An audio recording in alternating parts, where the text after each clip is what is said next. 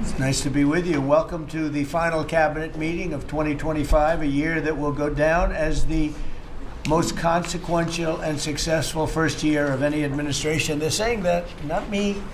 Oh, I say it too, actually, but a lot of people are saying it. And a lot of that is thanks to the men and women in the cabinet. The new and improved cabinet room, I might add. We took pictures down from the vaults. We have vaults downstairs with lots of pictures that haven't been exposed to the world for, in many cases, over 100 years. We brought them up, and we're using them as they should be used. But the cabinet room looks beautiful, like it should now. The Oval Office looks beautiful, like it should. It was not. It was like the rest of the country. It was in disrepair. 1 year ago, our country was dead, and said to me by many leaders, we had a dead country. Now we have the hottest country anywhere in the world. It's true. The hottest country anywhere in the world. Think of that. In 4 long years of the Biden administration, there were just $1 trillion of new investments in the United States in 10 months. We've secured commitments of over $18 trillion. So they had, in 1 year, less than $1 trillion. That's in a period of 4 years. Think of it. 4 years they had less than $1 trillion. In 10 months we have more than $18 trillion. Is that right, Scott? It's even going to be higher than that. It'll be higher by and going up. And we're waiting for the Supreme Court case, and it's so important and so vital for this country because we're not only respected again, we're putting out wars by our trade policies, and we're taking in hundreds of billions of dollars, and our country is wealthy again and secure again, and it's part of national security, and I hope that goes well. I think it's very important, but think of the number. We're going to be over $18 trillion in 10 months, and which is a record times probably 8 or 10 times, I think more than that, for any country. There's never been a country that's had that kind of an investment ever in history, and there's never been a country that's had half of that. It's a tremendous thing that's taking place. We have companies moving in from all over the world, from Mexico, from Canada, from Europe, from China, from Japan a lot. We just had Toyota is going to spend $10 billion, they just announced, on building new plants in this country. Our workers, they're going to be all workers, but they're spending a tremendous amount. So the stock market is set 46 all-time highs. And this last Friday, which is called Black Friday, was the biggest ever online sales that there's ever been by a lot. More Americans are working today than at any time in the history of our country. I mean, these are the facts we have to get out. And, you know, there's this fake narrative that the Democrats talk about, affordability. They just say the word. It doesn't mean anything to anybody. Just say it. Affordability. I inherited the worst inflation in history. There was no affordability. Nobody could afford anything. The prices were massively high. Do you remember when we took over eggs? You did a great job in that, Madam Secretary. Agriculture, Brooke. Eggs were 4 or 5 times higher than they had ever been. They said don't order eggs for Easter at the White House. And we ended up doing it, and we got the egg prices way down, lower than what they were before. But the word affordability is a con job by the Democrats. They say affordable. I watched the other day where some very low IQ congresswoman talked about affordability. She had no idea. Their prices were much higher. As an example, energy, gasoline, we're now at about $2.50 a gallon. We're going to be, I think, at $2 a gallon. We could even crack that at some point. I'd love to do it. And we could do it more easily if we weren't building up the strategic national reserves, which Biden emptied out before the election so that he could try and get elected, meaning he started it, then he got thrown out of the race, and she took over and she kept it going, and they emptied out these strategic national reserves, which are really meant for something else. They're not meant to keep people happy with their gasoline price. They're meant for war. They're meant for problems, big problems. He emptied it out, and then she continued it during the process of trying to get elected. Didn't work out too well for him. And they virtually brought it down to the lowest level, I believe, in history. And it didn't have much of an impact because the prices were very high. But our prices now for energy, but for gasoline, are really low. Electricity's coming down. And when that comes down, everything comes down. But the word affordability is a Democrat scam. They say it, and then they go on to the next subject. And everyone thinks, oh, they had lower prices. No, they had the worst inflation in the history of our country. Now, some people will correct me, because they always love to correct me, even though I'm right about everything. But some people like to correct me, and they say 48 years. I say it's not 48 years, it's much more. But they say it's the worst inflation that we've had in 48 years. I say ever. But whether it's 48 years or ever, it's pretty bad. We had the worst inflation that we've ever had. Since last January, we've stopped inflation in its tracks.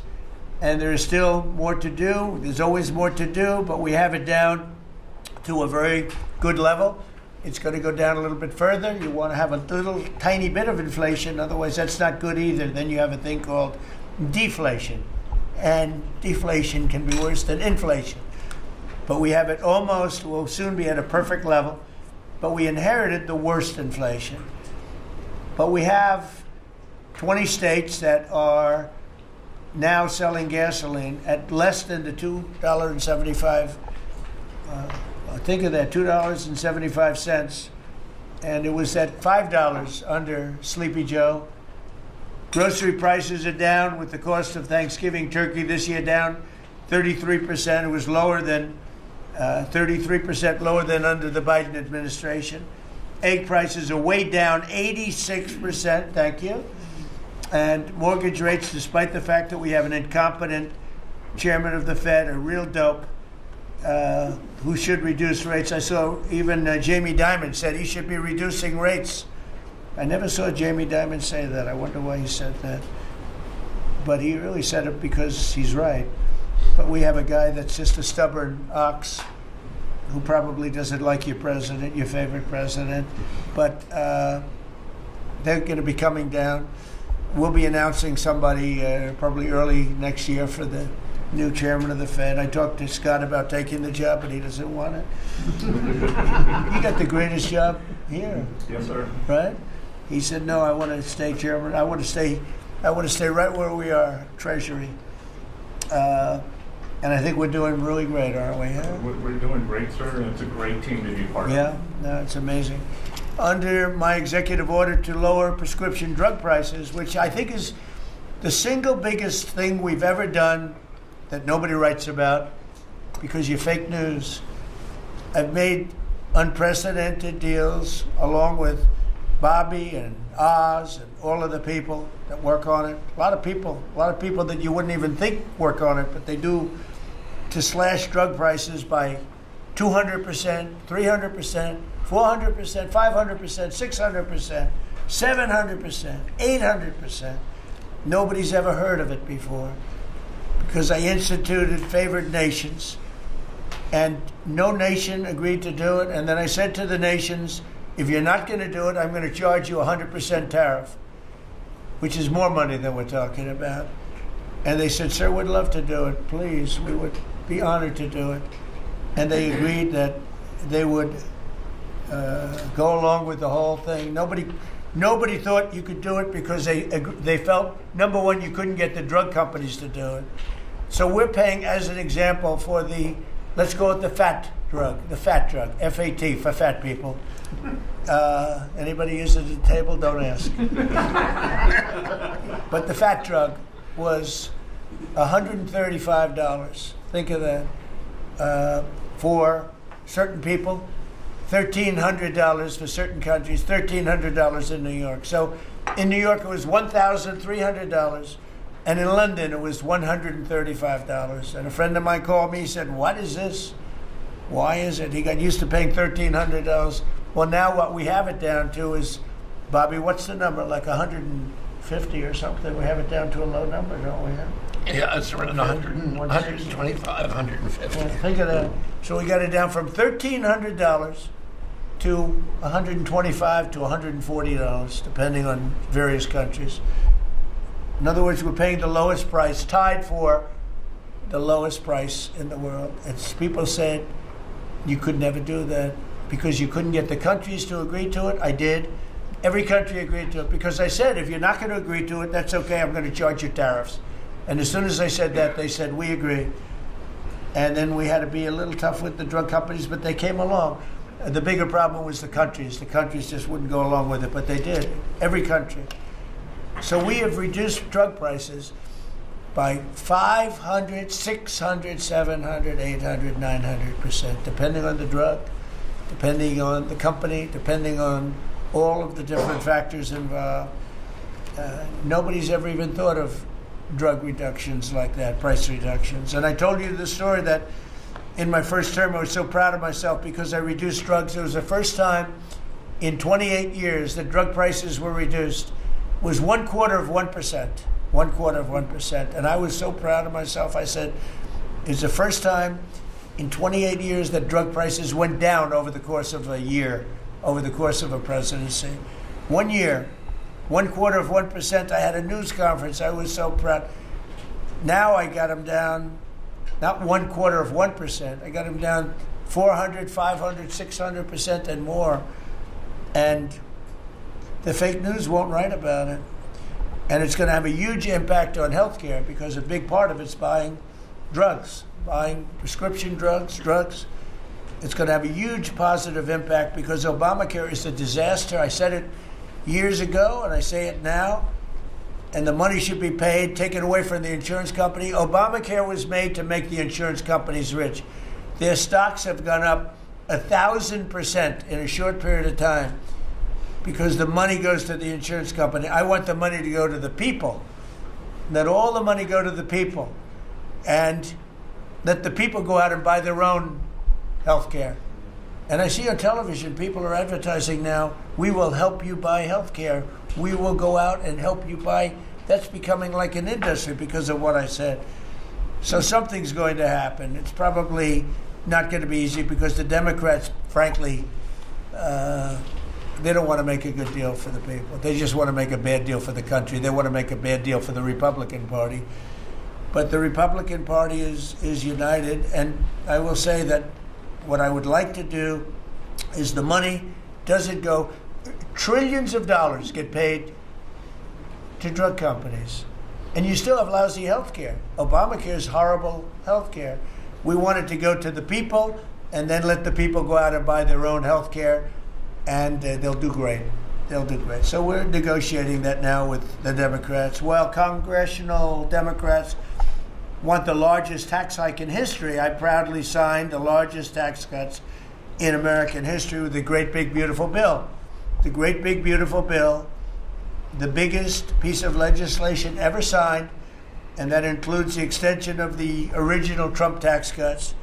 But it's the biggest tax cut ever signed, and it includes no tax on tips, no tax on overtime, and no tax on Social Security. Nobody's ever seen anything like it, so think of that.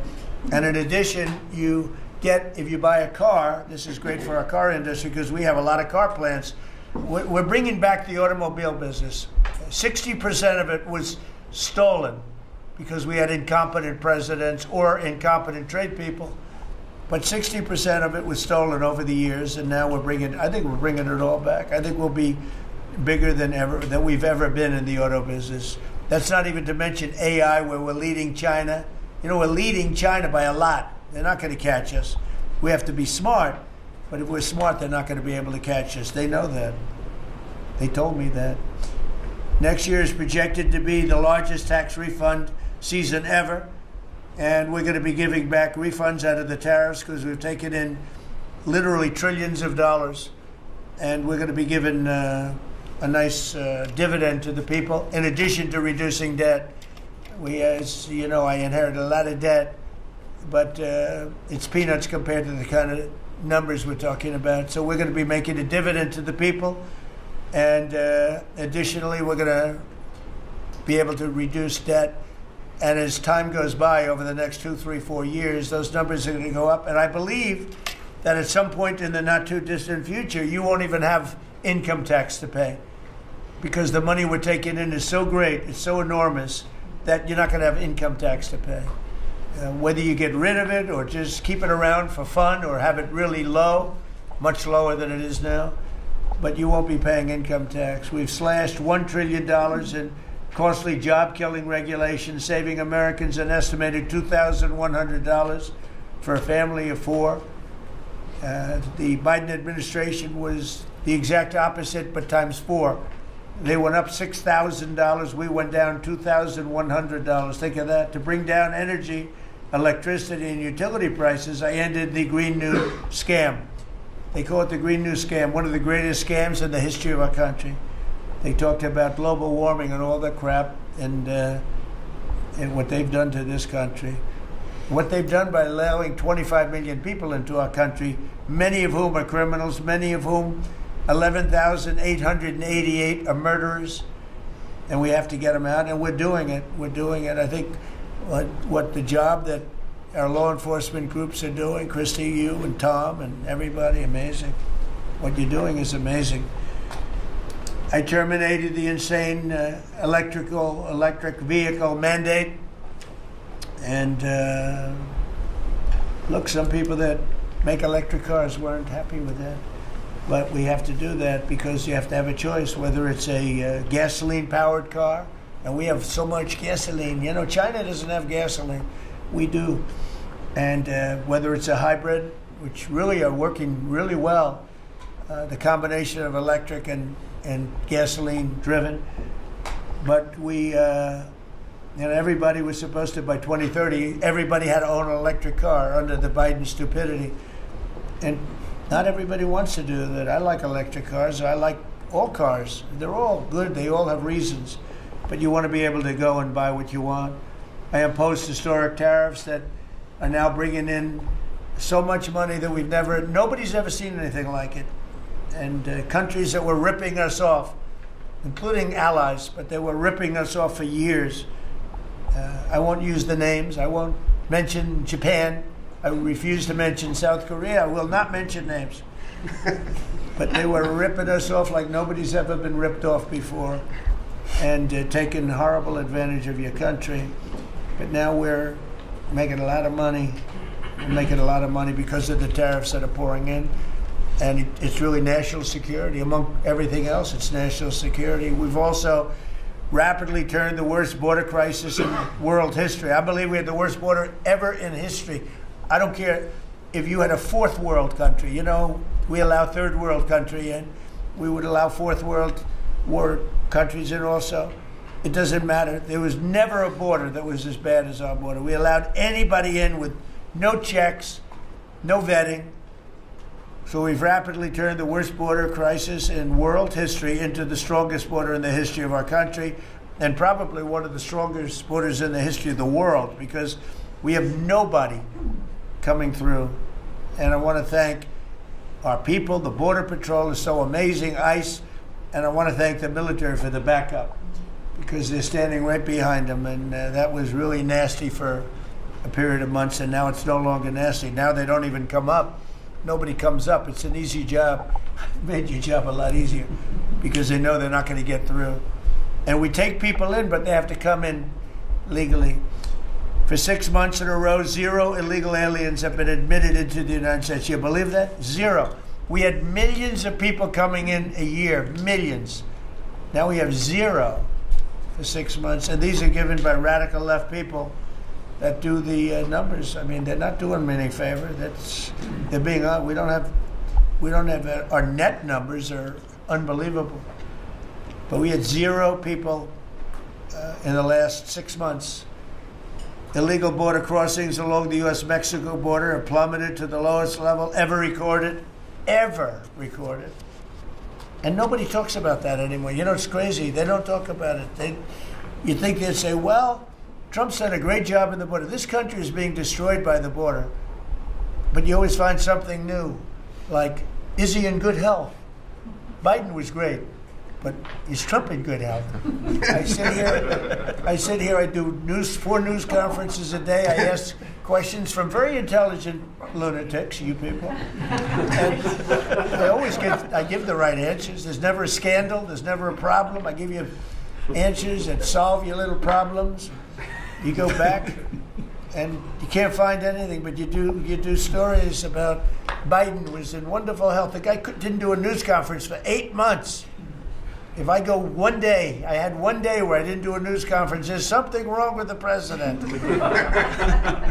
You people are crazy. I'll let you know when there's something wrong. There will be someday. That's going to happen to all of us. But right now, I think I'm sharper than I was 25 years ago. But who the hell knows? By the way, I took my physical. I got all A's, everything. But they said to me, would you like to take a cognitive test? I said, is it hard? They said, yes. I said, well, I'm a very smart person. Who was the last president to take one? No president has ever agreed to take one. Because when you get into the mid-questions, meaning, 10, question number 10, 11, 12, 28, 30, they get harder and harder. And they said, would you like to do it? I said, well, no reason to do it. Nobody's ever done it. I'll do it maybe, but there's really no reason. They said, sir, the problem is this is Walter Reed Hospital. And that's a military hospital. And that means that things are, sort of open. It's not like private where you have, if you do poorly, we'll have to, probably you'll find out. I said, I won't do poorly. I'm a smart person, not a stupid person. And as the doctor will tell you, I aced it. Right, Susie? I aced. I got every question right. And these are tough questions. These are questions that I would say 99% of the people that I'm talking to right now, meaning the people from the fake news, would not do well in those exams. But I'm the only one that took it. I got every single question right. And then I read in the New York Times, is Trump sharp? Trump is sharp, but they're not sharp. That's why they're going out of business, the New York Times. I hear that they're losing so much money, it's ridiculous. They're a bunch of fakers. But we can never let another thing happen like what happened to us with a fake election, with a rigged election, where a guy like Joe Biden assumes the presidency, because the man was grossly incompetent. And he was incompetent 30 years ago. But he was really incompetent for those last few years, and our country was put at great danger because of it. So for 6 months in a row, we had 0 people. Illegal border crossings along the U.S.-Mexico border have plummeted to the lowest level ever, ever, ever. Think of that. And the net benefit to our country is enormous, incalculable. America is strong and respected again. On the world stage, we're really respected. In fact, I went to a NATO and they were calling me the president of Europe. We're doing very well. We have a lot of respect. As you know, we have a problem with a war that our people are trying to settle now with Russia and Ukraine. We are not involved in the war monetarily anymore. Biden gave away $350 billion like it was candy. That's a massive amount of money. And much of it in cash, a lot of it in equipment. I don't give away anything. We sell the equipment to NATO. The European nations pay us for the equipment, 100% price. And then they bring it to Ukraine or whatever they do with it. But we're trying to get that settled. I've settled 8 wars. This would be the 9th. And our people are over in Russia right now to see if we can get it settled. Not an easy situation. Let me tell you what a mess. It's a war that never would have happened if I were president. Not even a chance. And it didn't happen for 4 years. We've renamed the Department of Defense the Department of War, and I thought that would be controversial. And frankly, I tell you what, I haven't met one person. There's not one person I've met that doesn't like it. Think of it. We won World War I, World War II, everything in between, everything before it. And then we said, let's change the name. So we changed it back to what it was, Department of War, and Pete's doing a great job. We ended 8 wars, think of that. 8 wars, but we're going to do one more, I think. I hope. Every time I end a war, they say, if President Trump ends that war, he's going to get the Nobel Prize. So I end that war. Well, he won't get it for that war, but if he ever gets it for the next war, now they're saying, if he ever ends the war with Russia and Ukraine, he's going to get the Nobel Prize. What about the other 8 wars? India, Pakistan. Think of all the wars I ended. I should get the Nobel Prize for every war, but I don't want to be greedy. Actually, the woman who got the Nobel Prize said, "You've got to be kidding. Trump deserves the Nobel Prize." So that was very nice of her. I appreciate it, which is true, actually. But I don't care about that. You know what I care about? I care about death. I care about all the people that are dying. And last month, 27,000 young people died, mostly young people, mostly soldiers, despite some missiles being shot into Kiev and other places. But think of it, mostly young people. 27,000 people died between Russia and Ukraine last month. What a shame. So we're restoring law and order to our cities and towns. If you look at what's happened, and I want to pay my deepest respects to those two incredible people from the National Guard in West Virginia they came from. I spoke to their parents. Sarah is gone. She passed away. She's looking down on us now, and she loves her parents, and they loved her. They were, somebody said, "How are they doing?" I said, the word is devastated. Doing. How are they going to do? They're devastated. The rest of their lives they're going to be devastated. She was an incredible person, highly respected, top of her class, everything. She was like a perfect human being. 20 years old, just started. She was like a baby. She was so proud. They were giving her a promotion, and she told the parents that she was getting a promotion, and they were so proud of her. Then they get a call that this happened.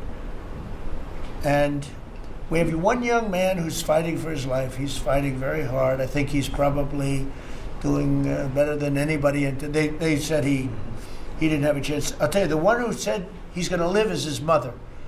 He spoke to his mother. "Sir, he's going to live." I spoke to her very soon after this horrible event took place with this scum that is able to come into our country. I spoke to his mother. "Sir, he's going to be okay. I'm telling you." No doctor thought that. Nobody thought that. He was hitting bad places, and she was like so positive. It was incredible. And it's possibly right, Pam, right? Possibly right. Boy, it would be amazing. If he lives, it would be amazing. A miracle, actually.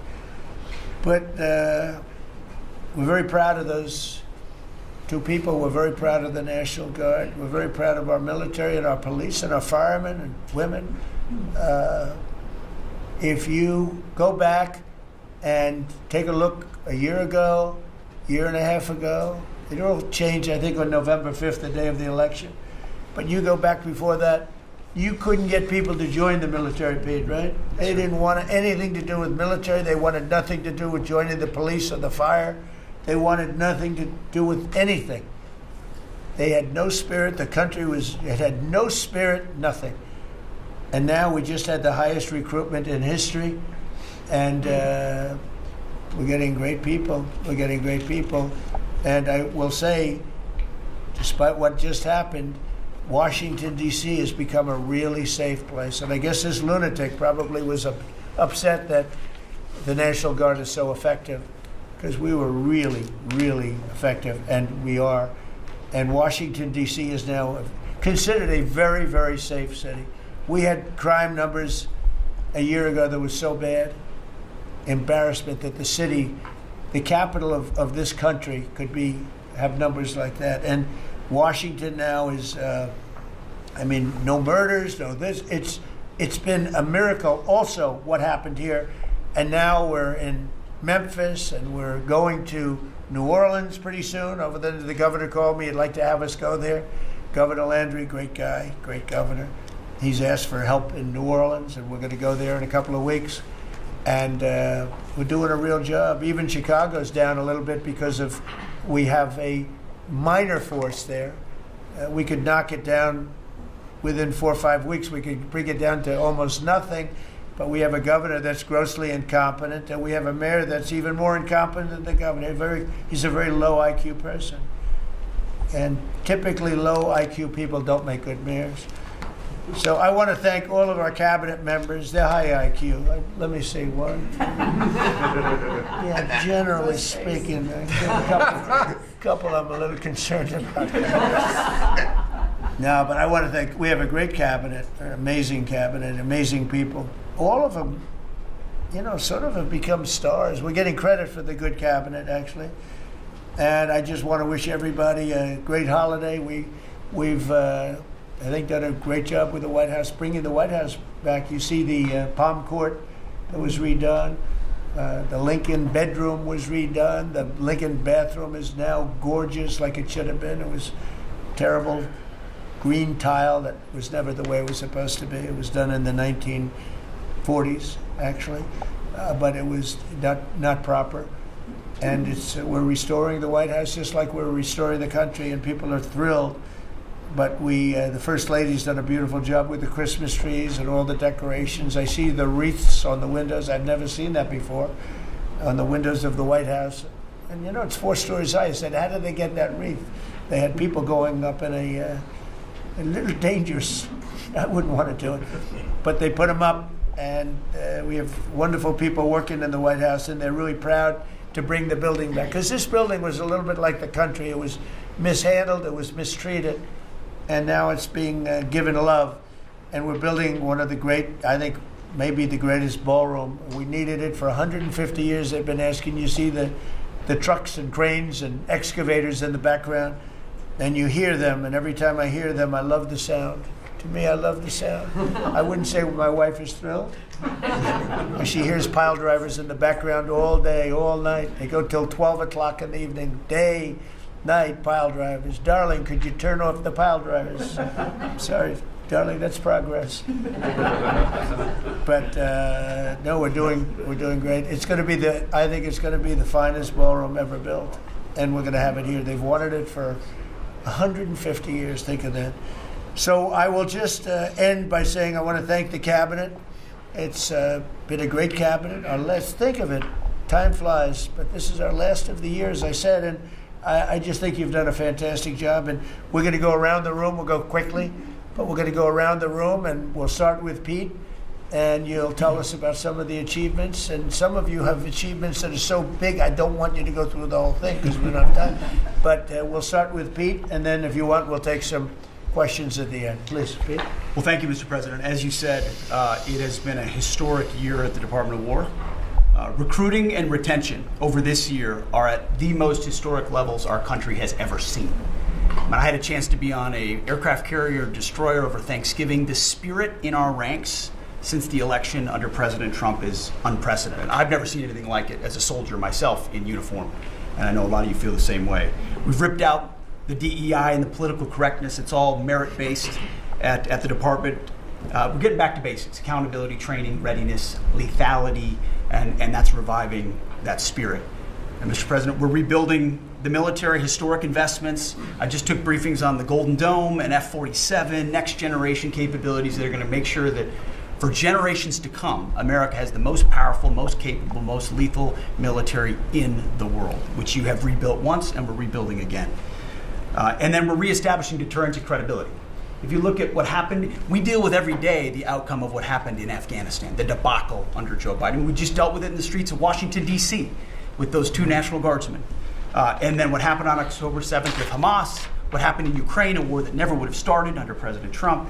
We're having to rebuild that. So whether it's freedom of navigation and taking the fight to the Houthis, whether it's Midnight Hammer, those beautiful B-2s going 37 hours back and forth, undetected, delivering with precision, and Iran not getting nuclear capabilities, Europe and NATO stepping up to 5%, locking down our southwest border. It's been an honor to work with Christy and Tom and everyone else down there to lock it to 0, operational control of our border.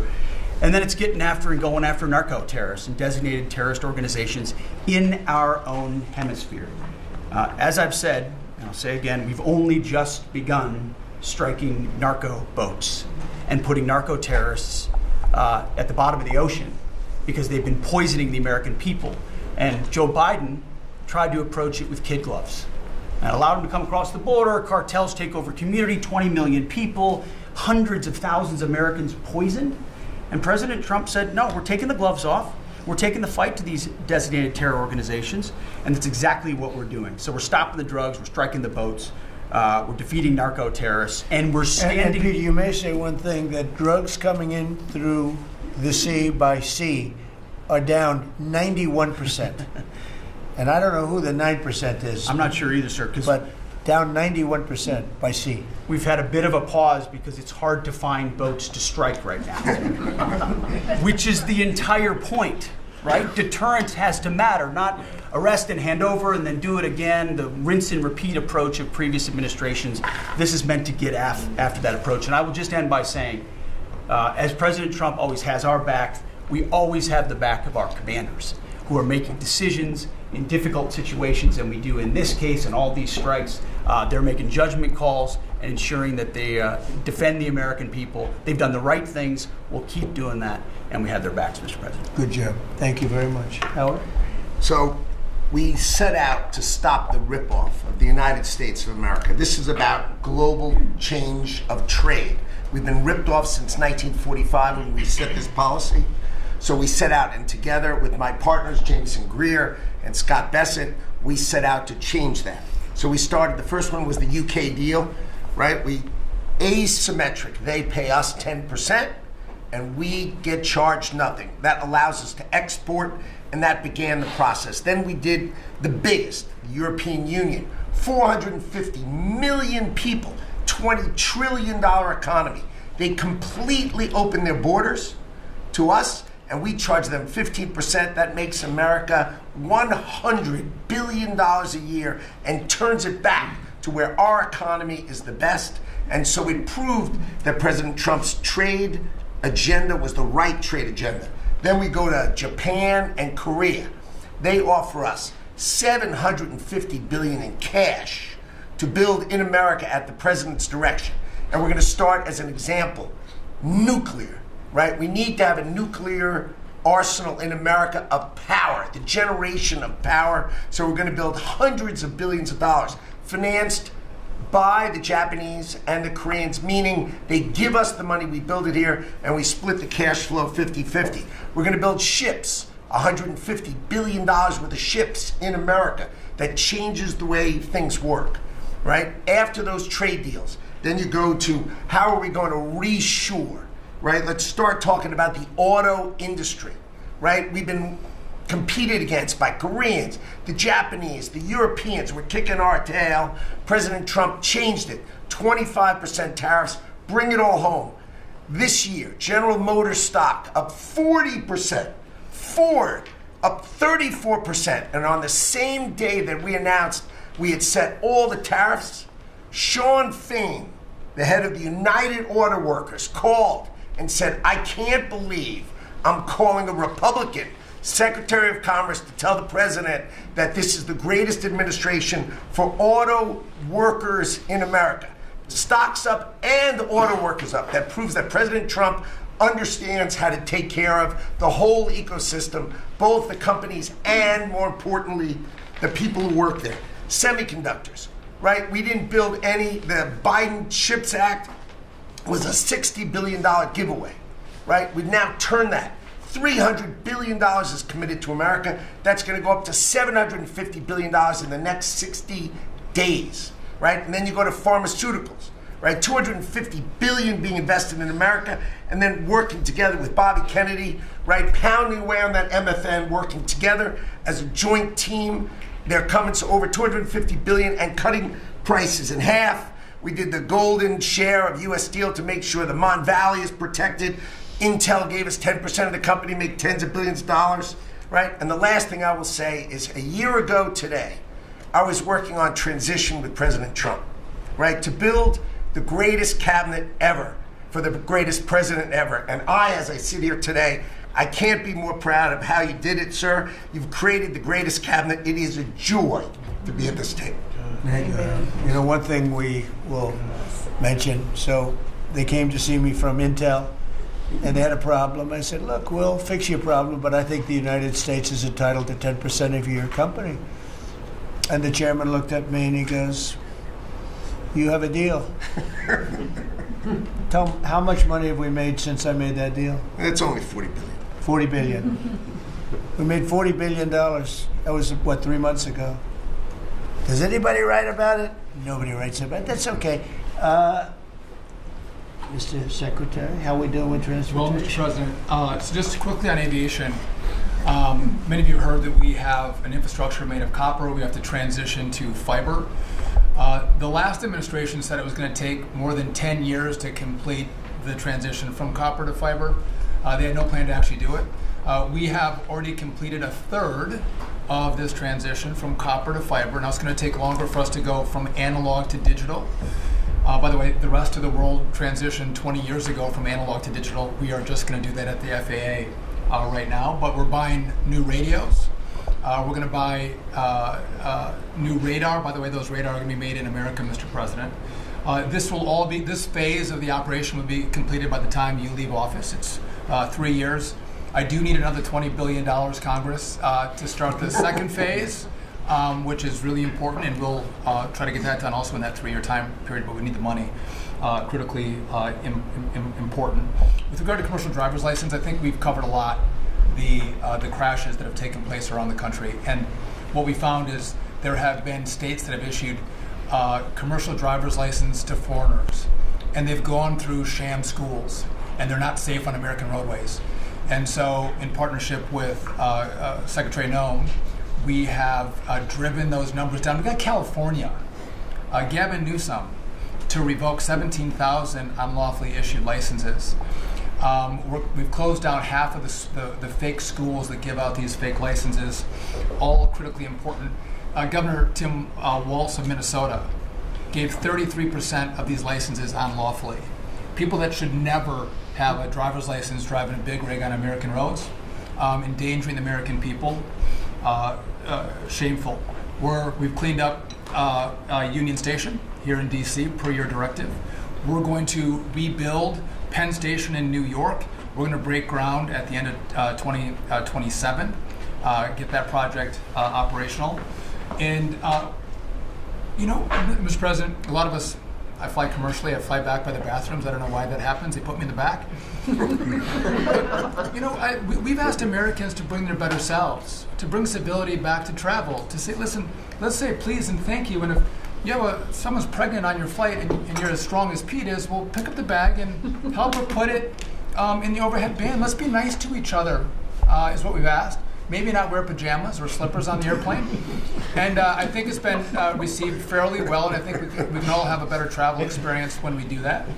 And just the last point I'll make is there was a big football game where the Merchant Marine Academy that falls under DOT actually beat the Coast Guard with Kristi Noem. We beat them by 1 point, and so we're very proud of that. Nice. And, so well done, Kings Pointers.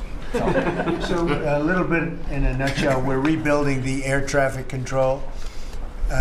Under boot edge. It's supposed to be boot edge. Who's another grossly incompetent person? He'd get in his bicycle, ride to work, and he was just terrible. What they do is they take the fiber optics and they take fiber trying to hook it into copper, and fiber and copper don't mix. You can't do it. But people knew that for the last 30 years since they started doing the fiber. And they spent billions of dollars, and it didn't work. And you saw that by the helicopter crash. You saw that by Into the Plane. You saw that by a lot of things. So we're doing a brand new air traffic control system, and it's going to be the best, and it's going to be from top to bottom. And we have the 3 top companies in the world bidding on it. And it's going to be one bid, and we're going to have one company responsible, and it'll be the best system. And it's going to make this. Look, our skies are safe. Otherwise, we wouldn't let people fly. But we're going to have the safest skies. We're going to have the best system anywhere in the world. We're also going to rebuild Dulles Airport because it's not a good airport. It should be a great airport, and it's not a good airport at all. It's a terrible airport. It was incorrectly designed with a good building. Actually, it's got a beautiful terminal. Saarinen was the architect, one of the greatest architects in the world at the time. A great architect. And so they have a great building and a bad airport. But we're going to turn that around, and we're going to make Dulles Airport serving Washington and Virginia, Maryland, etc. We're going to make that into something really spectacular. We have an amazing plan for it. And other things, but you're doing a really good job. I appreciate it. The people movers of Dulles, we had a crash recently, so we're going to announce that later today. A request for bids on this, but again, it's a not a great airport, which we can make great in this administration, Mr. President. We have a design that's amazing for Dulles. It's going to take Dulles and make it a really bad, it was a badly designed airport. We're going to make it into as good as there is in the country. It'll be exciting. Okay, please. All right. Well, Mr. President, it's good to be here at this meeting because in 1 year you can look around the table and see the change. And I think one of the biggest changes is how this cabinet works together. And I want to start there. This has often been said, I found out some things this year that I didn't know, that the Department of what was Defense, now Department of War, and the Veterans Department had never really communicated. Now, we're fraternal twins, in a way. Pete and I are. He lives better, I'm better looking. But in the looking at this, I mean, he brings them in. He keeps them for a number of years, up to 20 or longer, and then they come in to what the country is committed to our veterans. And if you don't have both ends working correctly, then recruitment lags, morale lags, and we've been able to work and fix a great deal of that. I didn't need to change our name, but I did do one thing. I put the veteran back first at the VA. And we did that in 1 year. How did we do that? We started taking things that have been neglected for a long time and put them back. We had a backlog in which we've dropped over 160,000. We're not talking year-to-year change at the VA. We're talking 5-6 years. We have to go back 5 to 6 years prior COVID numbers to see the change of backlogs that are now reduced. We do it in 6 months instead of the long time it took. In fact, it grew under the Biden administration. It shrank over 160,000 under us. Champ VA, which is a program we have, it's basically been back to day. It was at a terrible state, which delays and claims and everything's going on. We've got that back. We're doing things like taking a new look.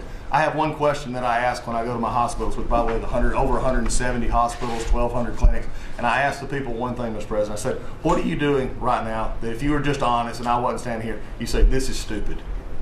It's been amazing what we've gotten, and the feedback that we've had. We've been able to change how we do credentialing, how we do privileging, how we do hiring. We're all working through that, and it has all made a difference for our veterans as we go forward. CNP exams for veterans out there listening. If this is the one where disability claims, well, they say, well, let me send you to a doctor to make sure. Most of the time, we have that already in the record. We're working now where those could actually be changed, where we just look at the record and not have to send them to the doctor. That's almost a $3 billion savings that we could let, and also not taking what the veterans get. We're also getting ready to announce here pretty soon a reorganization that's going to bring our hospital system organizationally in line with the 21st century. We are the largest healthcare organization. It's about time we acted like it, Mr. President. You gave that leadership, and we're going to do it. And also one thing, community care contracts getting ready to go out. It's one of the largest contracts in the federal government, but it does exactly what you and I have talked about before, making sure that our veterans can get care in the system or in the community, wherever they want it. We're getting ready for that. Now, I have one thing for all the press who really enjoyed the first of the year, saying, oh, you know, they're going to cut all these jobs, 80,000 this, 80,000 that at the VA. Mr. President, every success that I just gave you came after the fact, or pretty much after the fact, that we had 30,000 take early retirement. Early retirement, no risk, although you reported it as loss and risk, you can't help yourself. 30,000 took the retirement. Every bit of the success that I just told you about came with a reduced workforce. It was a motivated workforce that said, how can we take care of veterans? That's what this cabinet does. That's what we're doing for you, Mr. President. And you've got the highest approval rating we've ever had at the VA, so that tells you something. You're doing a great job. Thank you very much. Jameson, please. Well, there's been some activity on trade this year. You know, for about 75 years, we had a system, global trading system, that was premised on the United States having totally open borders, right? Not just on immigration, but on goods and services, and everyone else generally kept higher tariffs, higher non-tariff barriers, etc. Obviously, the outcome was we had a huge trade deficit. You took it head on. You gave all of us who work on the file a lot of leverage. So we spent the past 10 months or whatever we've been doing now just going around the world and flipping the script. So now we're in a situation where we've protected our industries, we have the tariffs, and the other countries have decided to take their tariffs down and non-tariff barriers. And we've done it in a very constructive way. We've achieved agreements on reciprocal trade, which are a new kind of trade agreement that's really focused on making sure we have balanced trade, we have reciprocal trade, that we're treating each other fairly. And it's been embraced by the international community. And it's going to be exciting to see what it's like 5 years, 10 years from now, because you've changed it. And that's how it's going to be now. And I think you should be commended for it, and we look forward to seeing what comes in the next few years. Thank you very much. You're doing great. He's doing a great job. Thank you very much. Please. Thank you, Mr. President. Last time I was here, I said that the amount of dereg that we had for regulatory was 30 to 1. Since then, it's up to 48 to 1. Your goal had been 10 to 1, which was in excess of 6 to 1 in the first term. It's actually much higher than that, but I made my team redo the threshold a little bit because it sounded so unbelievable. But the amount of work that's being done with this entire team is astronomical. And another detail in that is that when we propose a rule, some of the biggest ones that you care the most about don't go into that count until they are finalized. So next year's we should be even more eye-popping. One of those to talk about is the federal acquisitions regulations, which you gave us a charge 6 months ago to dramatically reduce. In 6 months, we've lowered it by 25%, 500 pages, 2,700 mandates, which is a third of the mandates. That's going to lead to savings, competition, and speed. So probably $40 billion for the agencies in savings over the course of 10 years. When we get up and running, it'll be north of between 200 and $400 billion. Competition, about 45% of government bids only have one bidder. So you got no competition in that situation. That will now change, and then we're just getting faster, months, and hopefully we turn it into years, which means you all around this table can buy things that you need quickly, and that you have better vendors to come, many of them small businesses who want to participate in the federal procurement process. So making all sorts of improvements on that front is very exciting. Thank you, Mr. President. That's great. And great on the regulations. We're cutting them at levels never seen before. And I have the record from the first 4 years, but we're blowing that record away, so it's been really great. Good. Scott? Yes, sir, Mr. President. Great to be with everyone. And, you know, when you were giving your report, which was fantastic, and I listened to the report of all my colleagues here and those that will come, it reminds me when I played in the NFL, we had this thing called game film.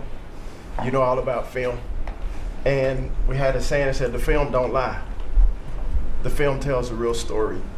And I hope that the American people, when they watch the film that's going on now in this time in our history, that they will see that America is greater today than it ever has been. And so I thank you for that.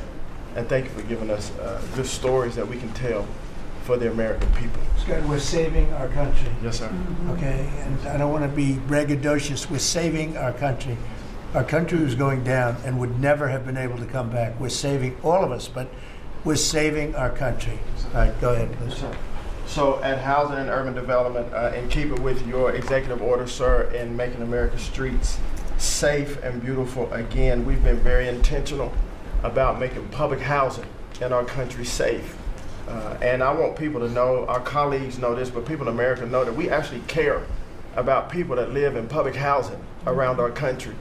A lot of public housing is wrought with crime, sex trafficking, drug trafficking, illicit drugs, illegal aliens living in public housing, but we've put them on notice to let you know that it's not lost on us. We care about the people, we're paying attention to it, and we're gonna root out crime in public housing. We've been very focused on working with the Memphis Safe Task Force, the DC Safe and Beautiful Task Force, working with Pam and Chrissy and others, and law enforcement. Our law enforcement is tremendous. Every single night they go out and they go to public housing to make sure that our people are safe, mothers and children are safe. And so at HUD, you know, it's a different day. We're running new plays. The film was real bad when I came in, I'm gonna be honest. But we are giving the people that live in public housing the assurance that they will be safe. And we also announced a new crime hotline, sir, that people that live in public housing, if they see criminal activity, if they see illegals living there, if they see drug trafficking, if you see it, if you hear it, report it. Don't be afraid. And so work with our Office of Inspector General. We've set up this crime hotline, and also working with Chrissy and Department of Homeland Security, making sure that everyone that lives inside of public housing is accounted for and that they are American people.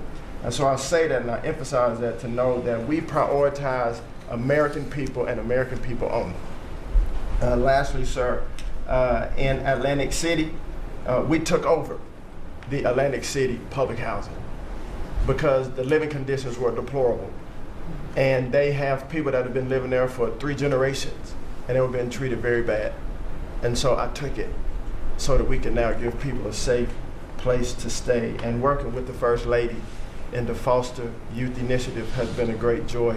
for me and our team. So thank you for doing that executive order to make sure that our foster youth have a safe landing pad and have financial literacy as they age out of the foster youth system. And so you talked about affordability.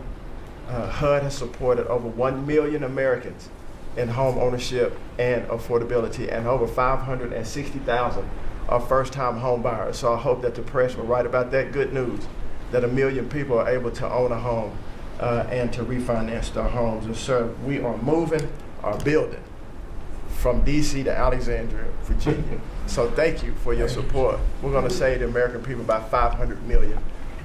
So that's my report. Thank you, sir. Thank you, Scott. Brooke? Well, coming off of Thanksgiving, moving towards Christmas, I think it's the season of Thanksgiving, and 2 words for me are gratitude and joy. Gratitude to you for, as Howard said, bringing this team together. I say it a lot, but I'll say it again, that this is like family at this point, and I don't know that there's ever been an organization like this, at least a government like this in the history of our country.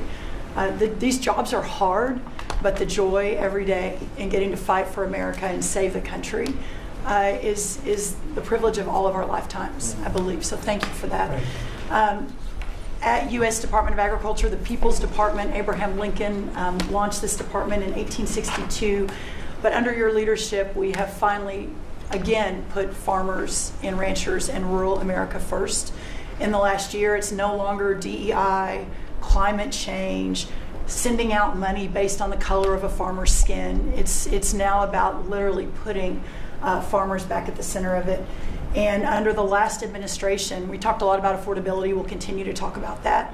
But under the Biden administration and the destruction of our economy and the cost of inflation, interest rates for farmers and ranchers went up 73%. Labor went up 47%. Fertilizer went up 36%. Fuel went up 28%. So when you think about the extreme economic strain that a lot of our farmers are under in our farm economy, these are massive, massive numbers that will take some time to get out from under. But we've already seen the beginnings of the movement toward more affordable food, housing, fuel, et cetera, and that will only continue to trend as we work to solve those issues. My partners in trade, of course, they do the work, but I'm constantly talking to them about selling more soybeans, selling more corn, getting more of our products out.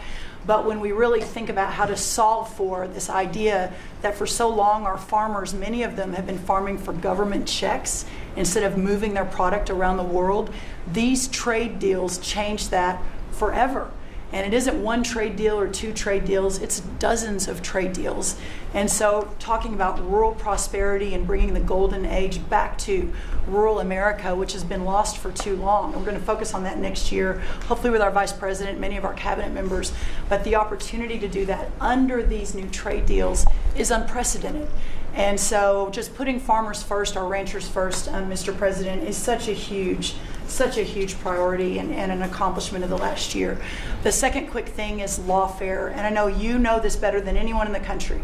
When a government politicizes and weaponizes their power to go after average, everyday Americans, well, from you, the top of the heap as president, but all the way down to the ranchers in South Dakota, the Maud family, who were facing jail time over a fence line dispute that had been in their family for 130 years.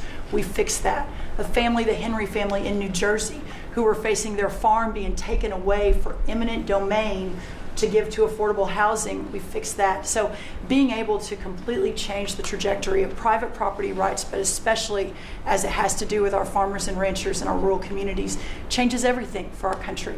And then the third thing, we have so much great things to talk about at USDA, but the third thing, which became very much a part of the national conversation during the Democrat shutdown, was SNAP reform, food stamp reform. When all of America saw what so many of us know and have been working on, but when you have so much rampant fraud in a program that 42 million Americans participate in, now a big good piece of news that I hope is written about, since you became president, about 800,000 of those 42 million have moved off of food stamps, which is hopefully the plan with better jobs, higher wages, etc. But still, when we've found 186,000 dead people Social Security numbers being used, 500,000 people receiving benefits more than twice. We had a couple of people receiving benefits in 6 states. In February of this year, we asked for all the states for the first time to turn over their data to the federal government to let the USDA partner with them to root out this fraud, to make sure that those who really need food stamps are getting them, but also to ensure that the American taxpayer is protected. 21 states said yes, not surprised. 29 states said yes, not surprisingly, the red states, and that's where all of that data, that fraud comes from. But 21 states, including California, New York, and Minnesota, the blue states, continue to say no. So as of next week, we have begun and will begin to stop moving federal funds into those states until they comply and they tell us and allow us to partner with them to root out this fraud and to protect the American taxpayer. As Joe Biden was working to buy an election a year ago, he increased food stamp program funding by 40%. So now as we continue to roll that back. So the partnership in Making America Healthy Again is also in food stamps, but a lot of what Bobby and I are doing together is really remarkable. But again, just gratitude and joy for this work, and so grateful to you. The final thing I'll say, a lot of gratitude to Secretary Marco Rubio for wearing his Aggie maroon tie as a reflection of Texas A&M beating Florida handily about a month ago. So Marco, I want to thank you, and much gratitude and joy in my heart as well. Yes. But thank you, sir. We also have to say something about China with one of the largest purchases ever in our country, the soybeans. Yes, sir. And so I want to thank President Xi. We had a great meeting.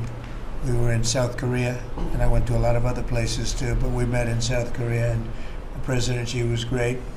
And China gave us among the largest orders in the history of your world, agriculture. That's right. So. And sir, may I say, this is the remarkable result of real leadership, and your real leadership.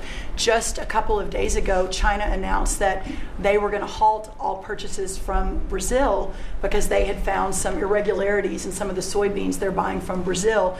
And what that means is a continued signal that this country and our farmers produce the best, highest quality soybeans, sorghum, et cetera, in the world.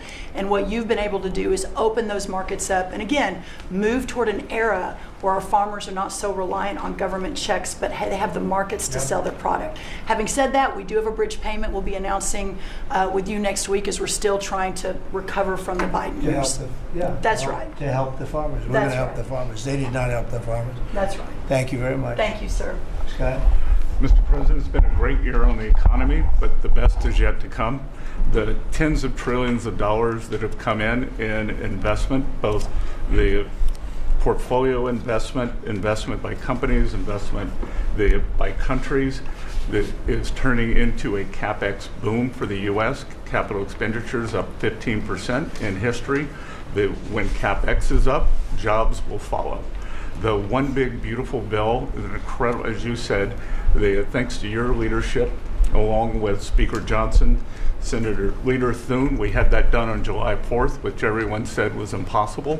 And the great thing about that bill, sir, for the American people, it's for industry, 100% expensing, build your factory here, you can write it off immediately, but you also insisted on the 4 benefits for working people: no tax on tips, no tax on overtime, no tax on Social Security, auto deductibility for American cars, and that is retroactive.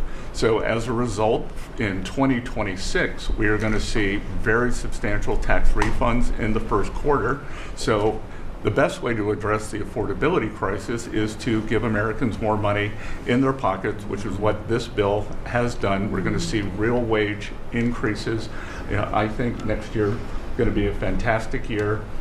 Taxes, deregulation, energy certainty. That's why everyone with your leadership is coming to America. Bond market had its best year since 2020. Everyone said couldn't be done. So we're going to have growth. We've had 2 4% quarters before the Schumer shutdown. We're going to go back to that. So not only are we going to have great growth, but it's going to be low inflationary growth. And stock market obviously is following, but next year is going to be the year for Main Street as all this kicks in.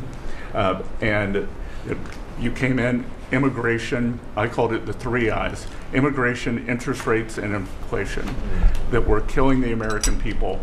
Close the border, the promise kept. Interest rates are down, and 10-year bond, again, best year since 2020, and inflation led by energy prices is going to roll next year. I think it's going to be a fantastic year. We can look back, be very proud of this year, but I think 2026 is going to be great for the American people, thanks to you. It would be great. Thank you very much. Mr. Vice President. Thank you, Mr. President. It's an honor to serve with this great team that you've assembled. And I just want to pick up on something you said, Mr. President, because you hit the nail on the head, that it is absurd that Democrats talk about an affordability crisis that they created and the people around this table work every single day to address. You'll hear a lot of statistics today. You hear a lot of statistics in our political conversation. I think the most important statistic for the American people is that under the Biden administration, the average American family lost over $3,000 of household income. And under the first 10 months of this Trump administration, they have gained over $1,000 of household income. What that says very clearly is that we are fixing the problem that Joe Biden and the Democrats created in the last administration. If you look at every affordability crisis that's confronting the American people today, it is traceable directly to a problem caused by Joe Biden and congressional Democrats. Why did homes get so unaffordable? Because we had 20 million illegal aliens in this country taking homes that ought by right to go to American citizens. Why did tax bills get so unaffordable? Because Democrats were raising taxes while congressional Republicans under the president's leadership were now cutting taxes. Why did food get so expensive? Because we printed trillions of dollars and threw it into green scams that made our agricultural economy suffer while Americans were paying higher prices for food. On every single one of those issues, Mr. President, I think we've made incredible progress. But it would be preposterous to fix every problem caused over the last 4 years in just 10 months. I think that we've done incredibly good. But what I see over the next year, and you heard Brooke talk about joy and gratitude, what I really think this season represents for me, and I think for the entire administration, is that we have now done incredible work to fix what Joe Biden broke. And I think that next year in American growth and American prosperity could be the best year that we've had in the United States of America. It's going to happen because we're all working hard. It's going to happen because we have the greatest country in the world. But I think for congressional Democrats in particular, if they want to talk about affordability, they ought to look in the mirror. We are fixing what they're broken. We're proud to do it. It's the job that we were elected to do. But I think 2026 is going to be the year where this economy really takes off. Thank you very much. Thank you, sir. Great. Pam? President Trump, thank you for talking about Sarah. Heartbreaks for her family. And Andy is doing well. His parents, Melody and Jason, wanted me to tell you, and I was with them yesterday in the hospital. He's a miracle. I was there when the surgeons came in, and they wanted you to know this. He's a miracle, and if everyone in this country can continue to pray for that family. He's got a long road ahead of him, but he is a miracle. And of course, our DC initiative is led by our amazing, and the monster will be held accountable who did this. Our marshals, of course, are leading the DC Safe effort. We have made over 7,000 arrests at your direction. DC is safe again. Working with everyone around this table, Pete and everyone. Scott and I were in Memphis together last week. And everyone, and Bobby, your HHS, doctors and medics are on the ground to help people in Memphis and DC. In Memphis, we've made over 3,500 arrests so far. And Homeland Security, Christy, you've been instrumental in this. But it's everyone working together as a team. We even have Treasury agents out there. It's unbelievable, on the ground in DC and Memphis. Of course, law enforcement first, FBI, Kash Patel has led the FBI. We have a 100% increase in the arrest of violent criminals, thanks to your leadership. DEA, led by Terry Cole, over 45 million fentanyl pills, 4,200 kilos fentanyl powder. That is the equivalent of 347 million potential lethal doses. That's unbelievable that you've taken off the streets of our country. And the weight of all the drugs combined taken off by DEA is the weight of 17 full semi-trucks of the drugs just since you've been in office. The drugs that had flowed into this country under the previous administration. ATF, led by Rob Sakata, has seized more than 31,000 illegal guns. 31,000. Unbelievable at your leadership. 19,000 of those were from trafficking cases. We've been sued on the legal front now. We have been sued 575 times. 575 times. More than every administration going back to Reagan combined. Most recently, yesterday, I was sued by an immigration judge who we fired. One of the reasons, she said she was a woman. Last I checked, I was a woman as well. 24 Supreme Court wins, President Trump, 92% success rate. We told you it would take a while to get to the Supreme Court. We're doing it at record speed, led by John Sauer, of course, Sarah and Hosh, all working together. Immigration, we're winning. Nationwide injunctions, ending DEI funding, working to secure that our federal workforce is aligned with your America First agenda, representing pretty much everyone in this room. We met with your general counsel yesterday, Doug, working with everyone. It's nonstop. ICE, of course, we're winning there with Christie. We're Brooke, SNAP benefits, won there. Marco, USAID. Pete, National Guard, of course, going nonstop. Our U.S. attorneys are fighting violent crime, working around the clock to make America safe again, which was your directive. Our Civil Rights Division, suing Gavin Newsom 3 times now, Prop 50, keeping boys out of girls' sports, and in-state tuition for illegal aliens. We've sued over election integrity. We are litigating major universities with Linda. Thank you, our Civil Rights Division, for everything that you've done to end DEI in our schools. Our Civil Division fighting sanctuary cities every single day. And of course, our Antitrust Division with Google, major settlement. Our attorneys are working on terrorism, TDA, MS-13, Antifa, President Trump. We've charged more than 500 defendants with assault on federal officers thanks to your directive. And also, we have dropped countless cases against Americans that were prosecuted under the Biden administration, including J6, COVID, FACE Act, and more. And as everyone knows, we cannot talk about pending grand jury investigations, but no one is above the law, and that includes what happened in Arctic frost. I hope everyone has a very Merry Christmas, Happy Hanukkah, and Happy Holidays. Thank you for fighting for our country. Thank you. Thank you very much. Please, Laura. Great. Well, thank you, Mr. President. Thank you for allowing me to be at this table. When I came on board, I knew really none of you in this last year, and it's been a year, Mr. President, since I've had the pleasure to serve this country on the workforce. Everybody said the Department of Labor would be quiet, fly under the radar, you won't have to do too much.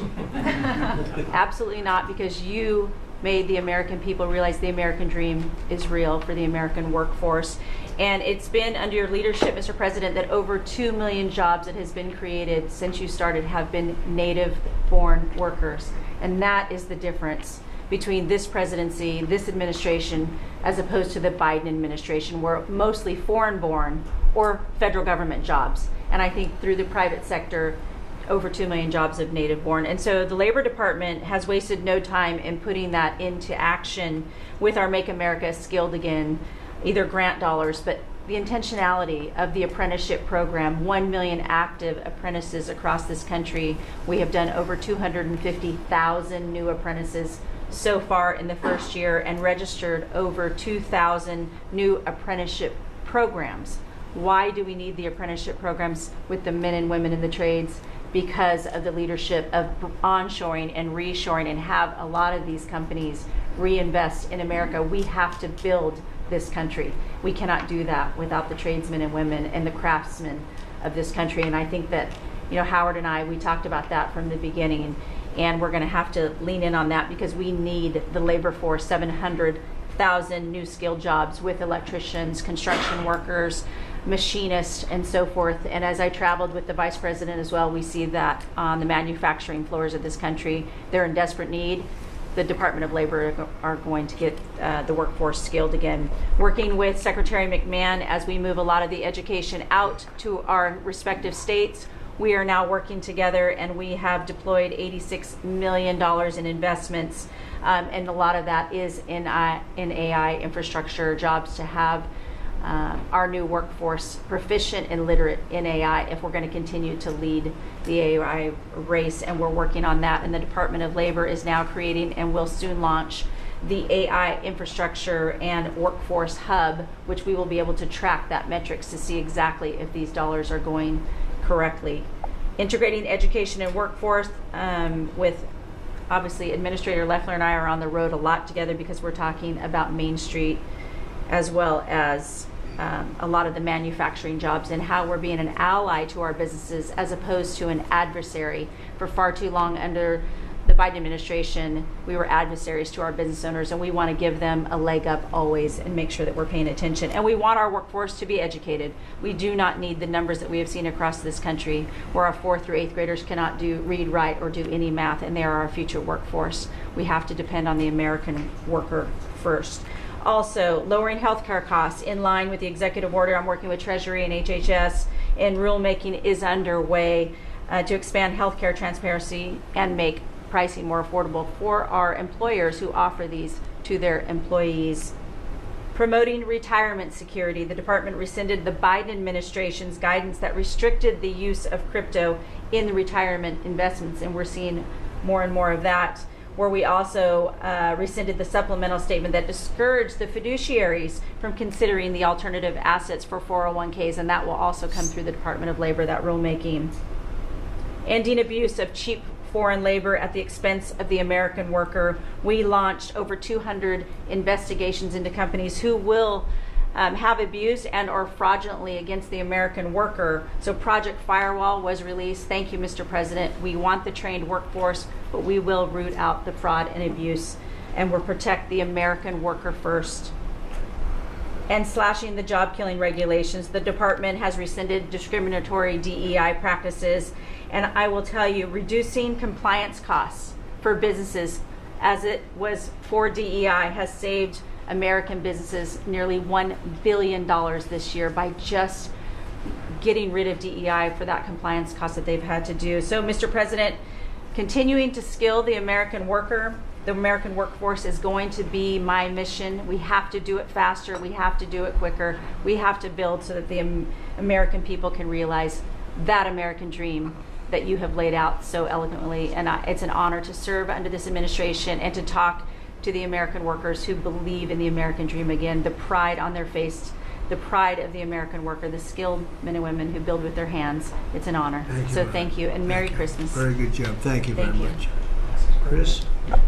Mr. President, I am honored and frankly inspired to sit at this table with this incredible team of leaders that work every day for one and only one constituency, the American people. Not this group or that group, the American people. The price of energy is very much on the mind of Americans. The biggest determinant of the price of energy is politicians, political leaders, and policies. That's what drives energy prices. Under your leadership, what we've seen in the United States is just a steady drop in the price of gasoline, a huge consumer cost for Americans. As you mentioned early on, well below $3 a gallon right now and trending downwards. There are a number of stations in the heartland of America with $1.99 signs flying today. That's simply impossible without the leadership and changes you've brought. Now, of course, you can go to California, where the average price of gasoline is between $4.50 and $5 a gallon today in California. That's just bad political leaders there and bad policies in California. And taxes. And taxes. Taxes they charge on gasoline are just insane. Terrible. And electricity prices is a very parallel story, but it's a bigger moving ship, so the changes are a little bit slower. But Americans are outraged at roughly 30% rise in the average price of electricity across this country. But everything we are doing together is going to reverse that. not just stop the rises, but start a downward trajectory in electricity prices. And I can say that with confidence, not because we think these policies will work, we know these policies will work, and I'll get to that in a second. We're going to stop closing power plants. We've already done that, of course. Stop closing the coal power plants and natural gas plants that were shut down. We've got over 30 gigawatts of generators just sitting there today, not allowed to run. Well, of course, we're fixing that immediately. We're going to bring on from our existing grid tens of gigawatts more capacity. It'll drive down the cost of electricity. But if we look at the last 5 years to see what works and what doesn't work, the most Trump-aligned policies in the electricity sector were by, no surprise, one of your cabinet members, Secretary Burgum, for 8 years governor of North Dakota. Over the last 5 years, production and demand for electricity in North Dakota grew 35%. Think what data center boom's going to do. And what happened? Electricity prices went down. Didn't rise slowly. They actually went down those 5 years. That's the answer. Trump-aligned energy policies increased demand for electricity. Nebraska and Texas, more Trump-aligned states, had significant growth in demand for electricity. They had electricity price rises, but well below the price of inflation. Unfortunately, Biden brought all of us a lot of inflation. If you look at the other end of the spectrum, California, New York, Massachusetts, Connecticut, Maryland, I could go on. What happened in those states? Policies and politicians that force the building of unreliable electricity generation, which requires new infrastructure and transmission lines. And what happened? Today they produce less electricity than they did 5 years ago. A lot of spending money and less electricity. What does that mean? Of course, much faster rises in the price of electricity. Blue states have had 1.5 times faster rise in electricity prices than red states. Red states alone, less than inflation. We need to bring those policies. You are bringing those policies to the national level. We hope the blue states will come along with us, but your policies are going to start the decline of electricity prices nationwide under your leadership by just bringing back common sense. So thank you for allowing me to be part of this team. For people here who are focused on winning, special thanks to Howard and Scotty who were there with me to see the Denver Broncos win on Monday night. Now we want nationwide wins on energy for 3 more years. And we're doing more energy production than we've ever done by far right now. Records across the board that'll continue to be reset every year you're in office. Thank you very much. Well, Mr. President, thank you for giving me a very interesting job. Some days it's a little controversial too, but it's been an honor to work for you. You are a great American.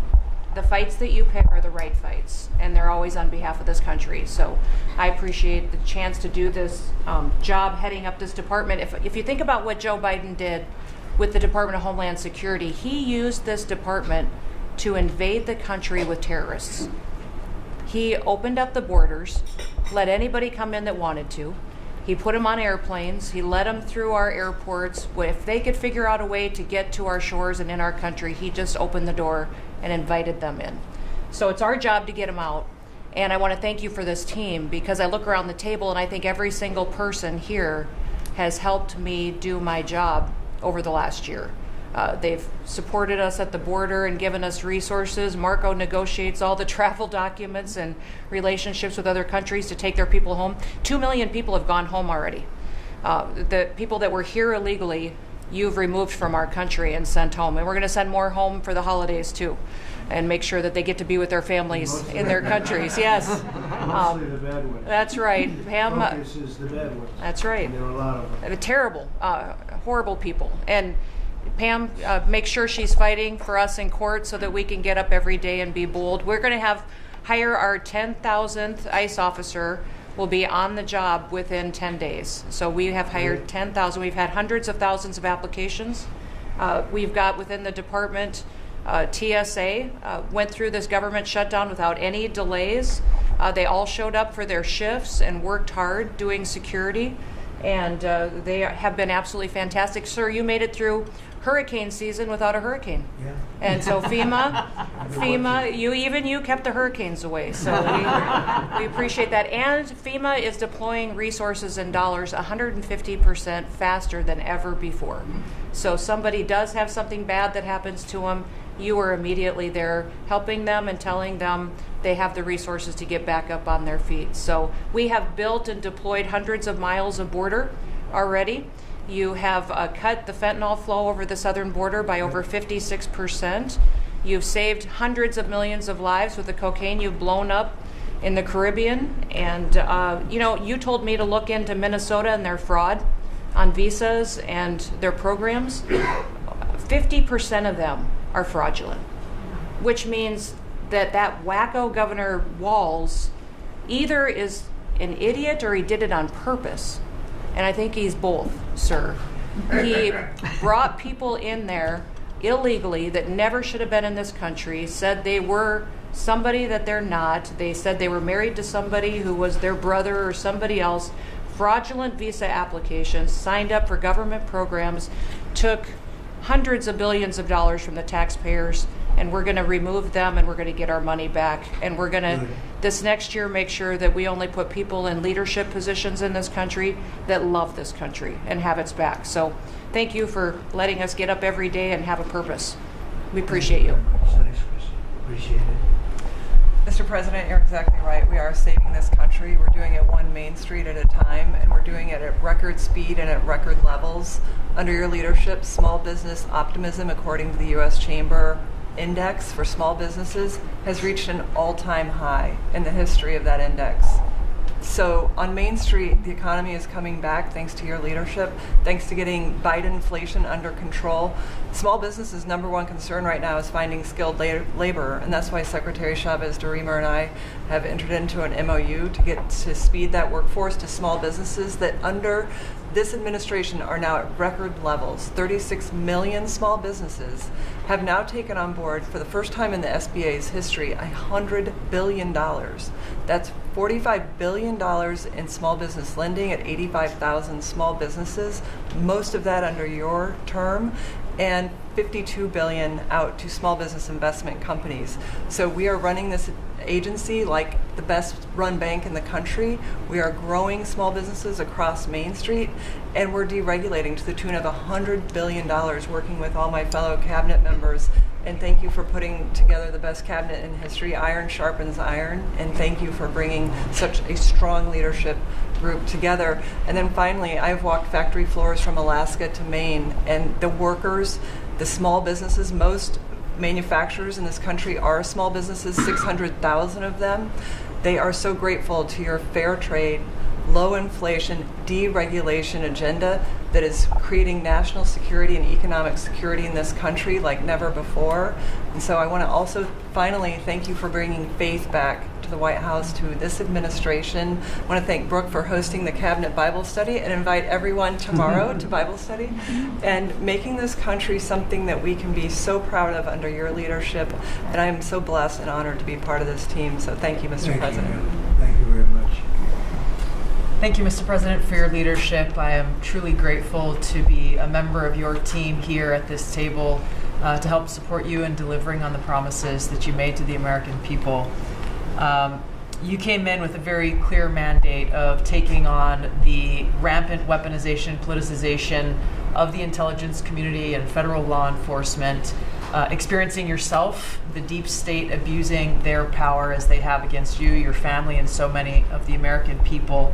Bring out accountability truly for those who have abused their power, making sure that the intelligence community is supporting your efforts in keeping the American people safe, secure, and free, and being the president of peace. I'm grateful to be in this position as your Director of National Intelligence to support you in these efforts, and I'll cover very briefly what we've done over the last year under your leadership and what we look forward to continuing to focus on next year. First of all, under your leadership, again, we've taken on a historic effort for transparency, declassification, and exposing these abuses of power by these deep state actors. We've declassified over 500,000 documents, many of which had never been seen before by the American people, put them online to bring about this level of transparency. We formed a weaponization working group, again, to be able to go after a lot of these abuses of power that have never seen the light of day, to support the accountability that under Pam Bondi's leadership in the Department of Justice is coming about.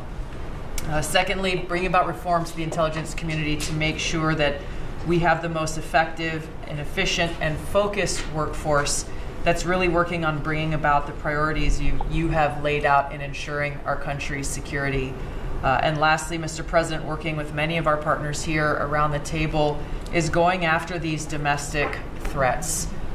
We have threats coming from both Islamist ideology as well as Islamist terrorists, foreign terrorist organizations, and those who seek to do harm to the American people, many of whom were let in across our borders under the previous administration.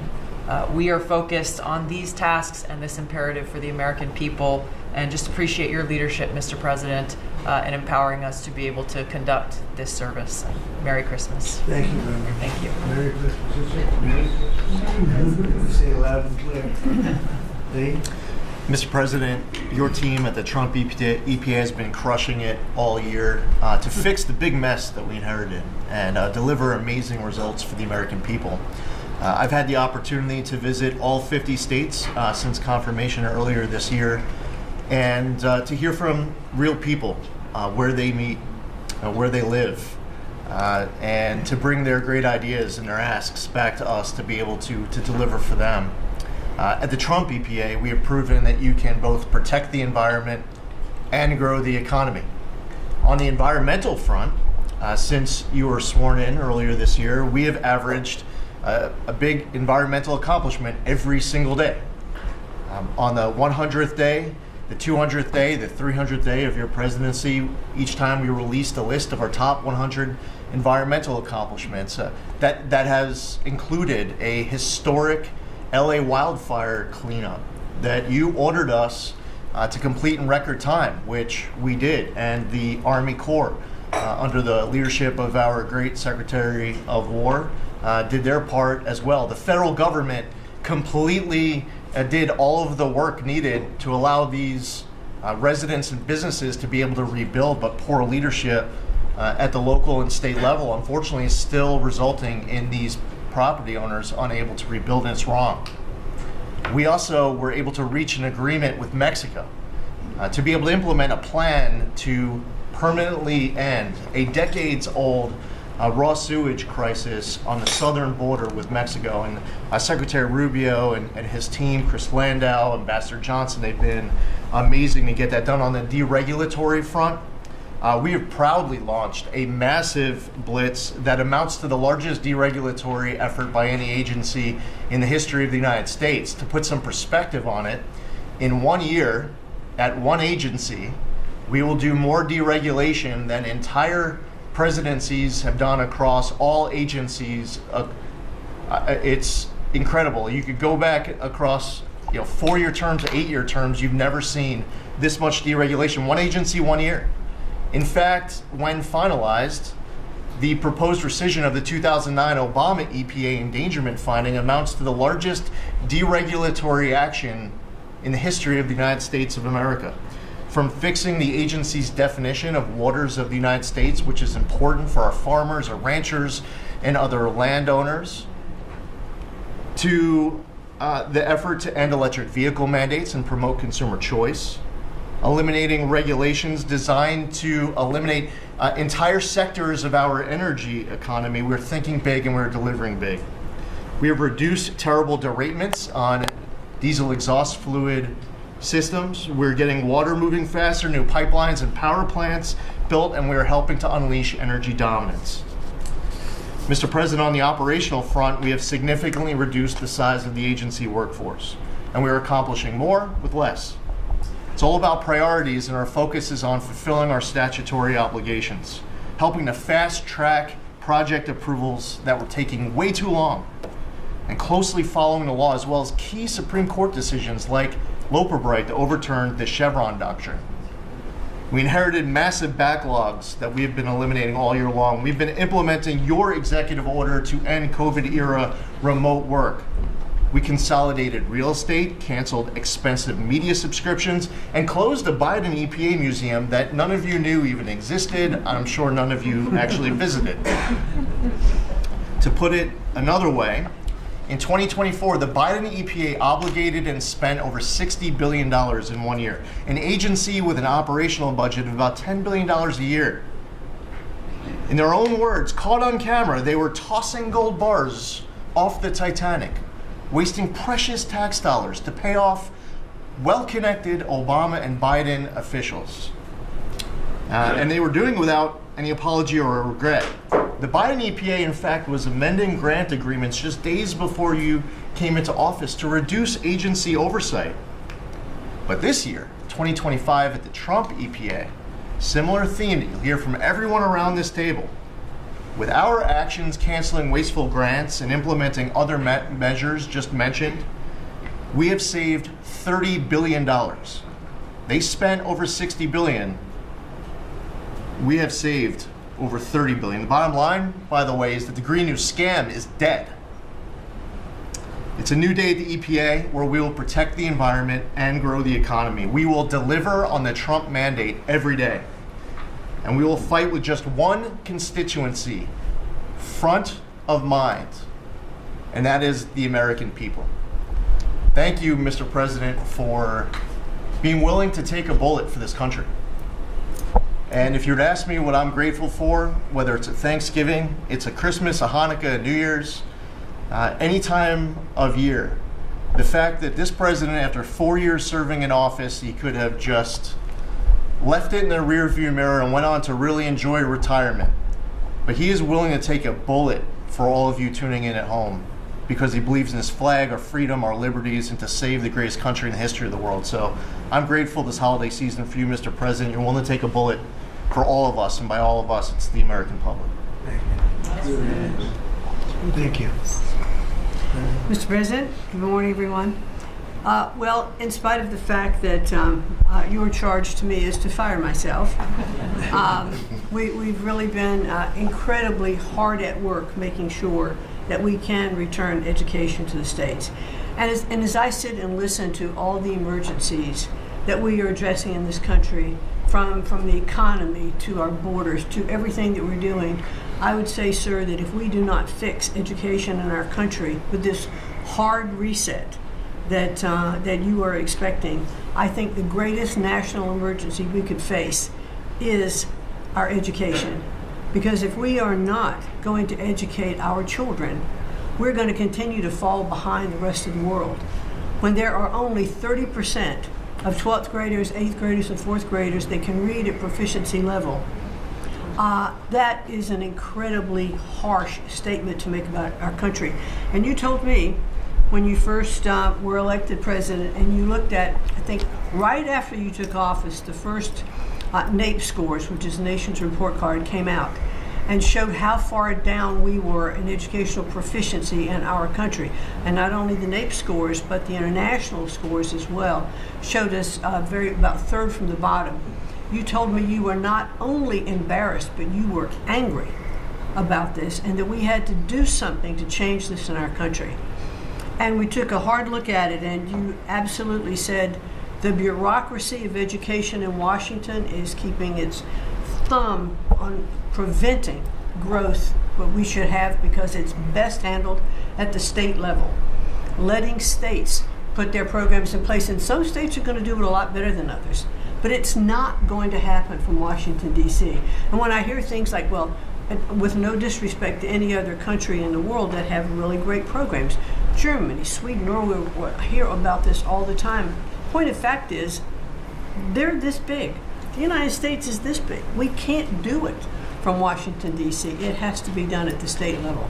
So what we've been doing, as Lori brought up, Secretary of Labor brought up, we have a great working relationship. We have already signed and implemented one MOU or interagency agreement to handle the WIOA program and the Perkins grants to make sure it works. I call these, these are programs, pilot programs that we're putting out there. And if these are going to work, we will be able to permanently transfer these programs to other agencies. They're working like a charm. We've taken some of our best people in education. It still operates under the budget of the Department of Education and under the management of the Department of Education, but working with Lori's personnel. And when I hear pushback on that to say, well, how can this possibly work to take education and put it in labor? Let's be efficient. One example, in order to draw down on a lot of the grants that they were helping us with, we're using their grant system. The grant system at the Department of Education is like held together with bubble gum and rubber bands. And it did not interact with any other agency. Now, we have this really smooth operation already in labor. So that has prompted us to sign also other interagency agreements, 2 more with labor, 1 with HHS, 1 with the Department of State, and we'll be moving other programs, but these are proof of concept. Let's make sure they're working and working smoothly before we ask Congress to codify these permanent moves. So that's kind of in the world of K through 12, what we're looking at right now, but in the world of higher education, as Attorney General Bondi mentioned, we've been working really very hard to make sure that we've got anti-Semitism and DEI out of our universities, and put some pretty stiff fines on, worked some good deals. I've enjoyed working with Harmeet, who is just an incredible negotiator. So we're bringing all of that to bear as well. So I can say, sir, that we are moving to return education to the states and to bring the level of education back up, making sure our students can read by reintroducing the science of reading in schools. And going into next year, I can honestly say that we've got a lean, mean machine operating at the Department of Education. It was only half the workforce when we started, and we're more efficient, and I think we're going to see better results as we move into next year. So thank you for this incredible opportunity. Thank you very much. Thank you, Mr. President, during this holiday season for empowering us, HHS, me, Dr. McCary, Jay Bhattacharya, and Dr. Oz, to change the trajectory of this agency towards public health in a way from the tradition of serving the mercantile interests of the medical industrial complex and the big pharmaceutical companies. 2 weeks ago, we ended, under your leadership, a 20-year war on women by removing the black box warnings from hormone replacement therapy. The medical cartel was telling women that hormone replacement therapy during menopause was dangerous for them. In fact, here's what the science said. It diminishes the risk of fatal heart attacks by 25%, cardiac disease by 50%, Alzheimer's by 35%, bone fractures by 50 to 60%. It improves appetite, it improves sleep, it improves energy, it improves happiness. There are tens of millions of women in this country who have been deprived of that therapy because of just scientific malpractice by the medical cartel. We are now remedying that, and this remedy will now be available to all women who want it during one of the most difficult transitions of their lives. MFN is one of our greatest accomplishments. It would not have happened without you. You were the only person who believed in it. You drove us to get it done. We've now made agreements with the 5 biggest pharmaceutical companies. We have 12 more in the lineup to make agreements. By the time this administration leaves office, 95% of the drugs in this country we will have the lowest prices of any nation in the developed world.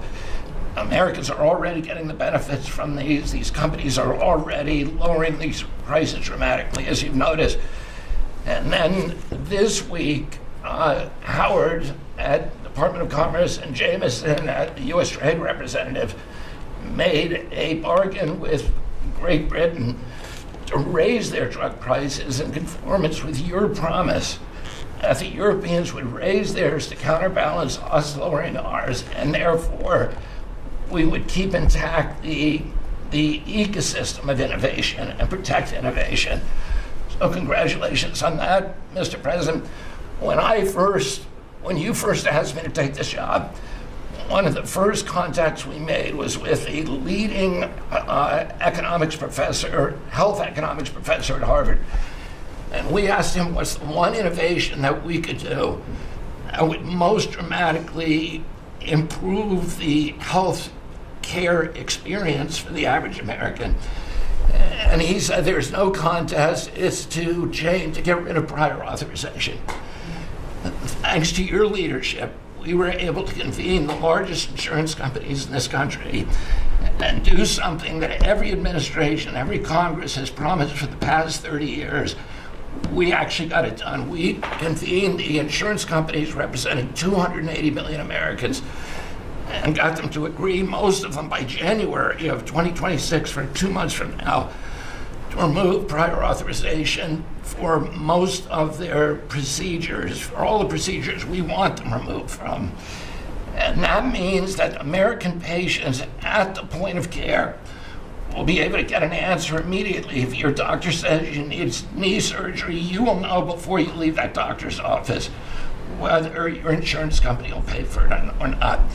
Similarly, healthcare records, the tech industry has refused to share healthcare records. You asked us to change that. We convened the 60 biggest tech companies at a conference that you presided over about 2 months ago. We now did a secondary conference which 400 leading companies have all come in and agreed to remove any kind of blockages where individual Americans can get their own health care. Americans own their health care records, yet they were not able to access them. And if you lived in New Jersey and you moved to Oregon and you got injured, you went to a hospital, you would have to spend maybe 45 minutes filling out forms on a clipboard because your doctors there could not get your healthcare records. They couldn't get your blood type, your allergies, all the things that they ought to know immediately so they can save your life. Now that has all changed, and all these companies now have agreed to remove all the blocks on sharing healthcare records. Every American will have their healthcare records available on their cell phones, and it's already happening. In the last 6 months, there have been over 100 times the number of healthcare records shared by hospitals and during the entire previous administration. On deregulation, HHS proudly is now leading the pack, and thank you for your help on that, Russ. But today we announced the revocation of the nursing home rule, which was overburdening rural areas across this country, Indian reservations, with regulations that were going to destroy the nursing home industry in those communities. And that is going to be a $25 billion savings. Those are some of the things that we're doing because of your leadership. President Trump, thank you so much, and Merry Christmas to you. Thank you, Bob, very much. Great job. Well, Mr. President, you've assembled an incredibly talented group here. If you took a look at this group compared to any Fortune 500 leadership team, any group of startup folks, I mean, this is an amazing group in the breadth of what's being accomplished. And the timing couldn't be better because with your leadership and vision, you've set us up for this age of abundance as we head into next year, the 250th anniversary of this country. And what are we heading into that year? As we've talked around the table, you've heard about massively lower taxes, massively lower regulation, abundant energy, record capital investment coming in, job growth. I mean, we are set up to really have something to celebrate next year. And I just again want to say thank you to everybody around the table. You gave us one big assignment in Interior. Of course, Interior, the largest balance sheet in the world. In the Department of Interior, if it was a standalone company, 500 million acres of surface, 700 million acres of subsurface, over 3 billion of offshore from Guam to the Virgin Islands. And you said, we got to take care of that balance sheet. We got to develop those resources. And what have we done across that? Producing record amounts of oil, record amounts of gas. And again, we set out with a goal, energy diplomacy, sell energy to our friends and allies. We're exporting a record amount of energy to all of our friends and allies around the world. That's helping do that. And you're giving a gift to America as we head into this. You're giving us peace abroad, and you're giving us prosperity at home. That bodes so well for our country. One small little gift that we're giving to all Americans from one teeny part of Interior, which is the national parks, is that not only are we keeping prices low for all American citizens, we're offering 10 free days for our national parks next year to coincide with our holidays, but also a $100 surcharge for non-residents. That is going to raise hundreds of millions of dollars for our for helping restore and preserve all of our best parks. So as we close out with it, I want to also say a big celebration going on here in Washington, D.C. We've been thrilled to be part of the National Park Service, the U.S. Park Police, part of this great effort across a number of us on making D.C. safe and beautiful. This will be the safest and most beautiful capital in the world. We are doing so many things, whether it's hundreds of homeless camps, thousands of graffiti sites, cleaning up ponds and fountains, preparing this thing. The United States is never going to be performing better economically. It's never going to be looking better, just like the White House has never looked better, all because of your vision leadership. So again, thank you, sir. You've given an incredible Christmas gift to Americans by setting us up for an incredible 250th anniversary. That's very nice. Thank you, Doug, very much. Rocco? Well, thank you, Mr. President. First of all, this is a very talented team, as you've seen, and as you know, because you picked every single one that's on. You deserve tremendous credit for doing that. It's an honor to be in this role. It's also an honor to be involved in and be a witness to what I believe is the most transformational year in American foreign policy since the end of the Second World War, at least. And it's transformational because for the first time in a long time, we have a president who basically puts America at the forefront of every decision we make in our relations with the world. And that may sound weird to people, like, of course you always do. No, that hasn't always been the case until about a year ago. And I think we've all witnessed in our own respective spaces how in every interaction the president has with the world, the goal he has in mind is very simple. Does what you want us to do, or is it what or is it going to make us stronger? Is it going to make us richer? Is it going to make us safer? If it is, he's for it. If it's not, he's against it. If something's going to make America weaker or poorer or less safe, the president's going to be against it. And every single thing he has done in our foreign policy has been driven by the American people in mind. And I can go down the list. Why has he focused on mass migration? It's very simple, because no country is safe if you can just walk in without us knowing who you are into your country. We've seen the destruction that that's wreaking, not just in our own country, but the impact that it's having in Europe and in many other parts of the world. You talk about trade deals and the trade situation he's been involved in. People, all this reporting on it. It's very simple. The president views the last 40 years as an era of which American workers and American farmers have been ripped off. They've been ripped off, and what he's saying is we want to have trade with the world, but it has to be a trade in which American businesses and American workers and the products they make and what American farmers grow and produce has a fair shot to be sold around the world. On issue after issue, that's been the case. You talk about foreign aid reforms. This is not our money. This is taxpayer money. When the president has said, we're going to do foreign aid, but we're going to do foreign aid for countries that are aligned with the United States and in a way that doesn't waste the taxpayers' money. And Mr. President, you deserve tremendous credit for that. Many of us, the Vice President, by the way, I want to acknowledge, has played an extraordinary role in our foreign policy, and he too has been a witness to all of this as it's been occurring, and he's been a big part of it as well. You talk about NATO. The president's not against NATO. He went to NATO and basically said, look, you guys, we're paying all the money, and he got them to do the 5% commitment, which everybody said was never going to happen. It was impossible. Everything this president does is driven by the American people. Whether you don't have to agree with the actual move, but understand the motivation. The motivation is always you, the American people, and what's good for you, for your family, for the country, and for our economy. But the president is also committed to peace in a way that all of us have seen. He achieved in Gaza, and he does it, by the way, not just because he hates war and he thinks wars are a waste of money and lives, but because he's the only leader in the world that can. No other leader in the world could have pulled off what happened in Gaza. And I can tell you, I can't get into the details. The Vice President knows what I'm talking about. That deal doesn't happen without the president's direct interaction with the leaders that were involved in this decision making. And everyone said that deal couldn't hold. And then the president shepherded through the United Nations of all places to get a global coalition of countries to line up behind the peace deal, behind the border peace. And it's still, every day is a challenge, but it's been driven personally by the president. It's the reason why we're involved in this whole Ukraine-Russia conflict. That's not our war. It's not the president's war. This war started, it never would have happened if you'd been president. But this war is going on, and the president is trying to end it, not because, listen, we got a million things to focus on in the world as a country, but he's the only leader in the world that can help end it. And that's why even as we speak to you now, Steve Woodcock is in Moscow trying to find a way to end this war, to save lives of 9,000 people, Mr. President, as you know, are dying every week. More people are dying a week in that war than have died in the entirety of the U.S.'s involvement in Afghanistan or Iraq. Just think about that, how bloody and destructive it is. The president's taken on this issue of Sudan personally, not send out deputies to do it. Again, far away from the United States, because he's the only leader in the world that can bring it about to an end, not to mention all the other peace deals, very dangerous ones like India and Pakistan or Cambodia and Thailand. And so on all these things, Mr. President, I think you deserve tremendous credit for the transformational aspect of our foreign policy. For the first time in probably 4 decades, the American foreign policy is driven by what is good for America and Americans, whether it makes us safer and stronger and more prosperous. If it is, he's for it. If it doesn't, he's against it. And that sort of clarity is transformational. I close with this, and I know I'm last, so I wanted to be fast, but there was a lot to cover. I do want to say this is the most wonderful and magical time of the year. By that, of course, I'm referring to the college football playoffs. And I just want to say this as a point of personal privilege. And I'm a Florida Gator, but if the University of Miami gets screwed out of the college football playoffs after going 10-2 and beating Notre Dame, the whole thing should be scrapped, and you're going to have to take over it next year. That's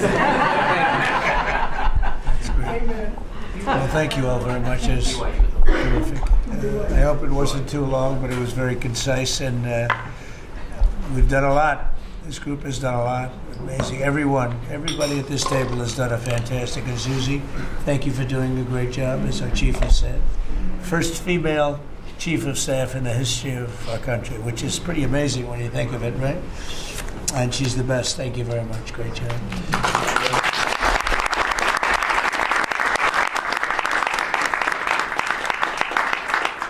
So after that, do you want to ask any questions? Mr. President, there's been a lot of speculation about who the next Fed chairman could possibly be. You said you had somebody in mind. Yeah. How many names were you given on the final list? And does that person currently work on the board of the Federal Reserve? Well, I'd say that we probably looked at 10. Then Scott interviewed some people that I didn't know, but he knew. And a lot of people were involved in the process, actually, and Howard was involved. But I think we probably looked at 10, and we have it down to 1. Can you answer this? I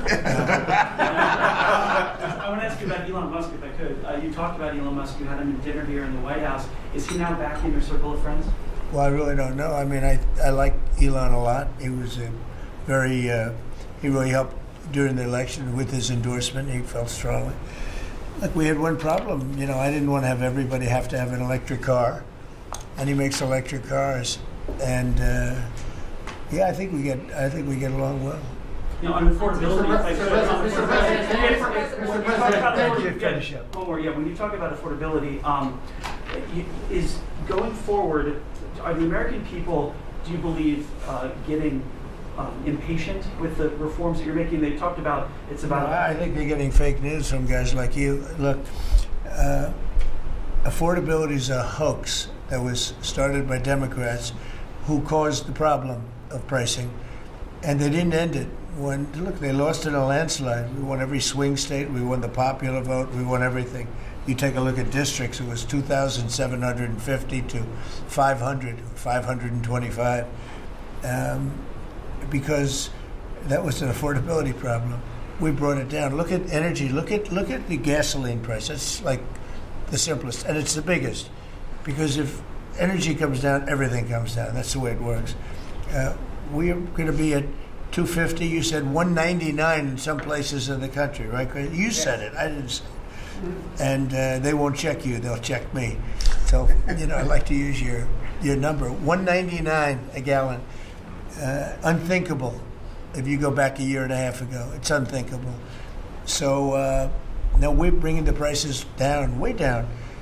Beef is coming down now. We've done certain magic and beef is coming down.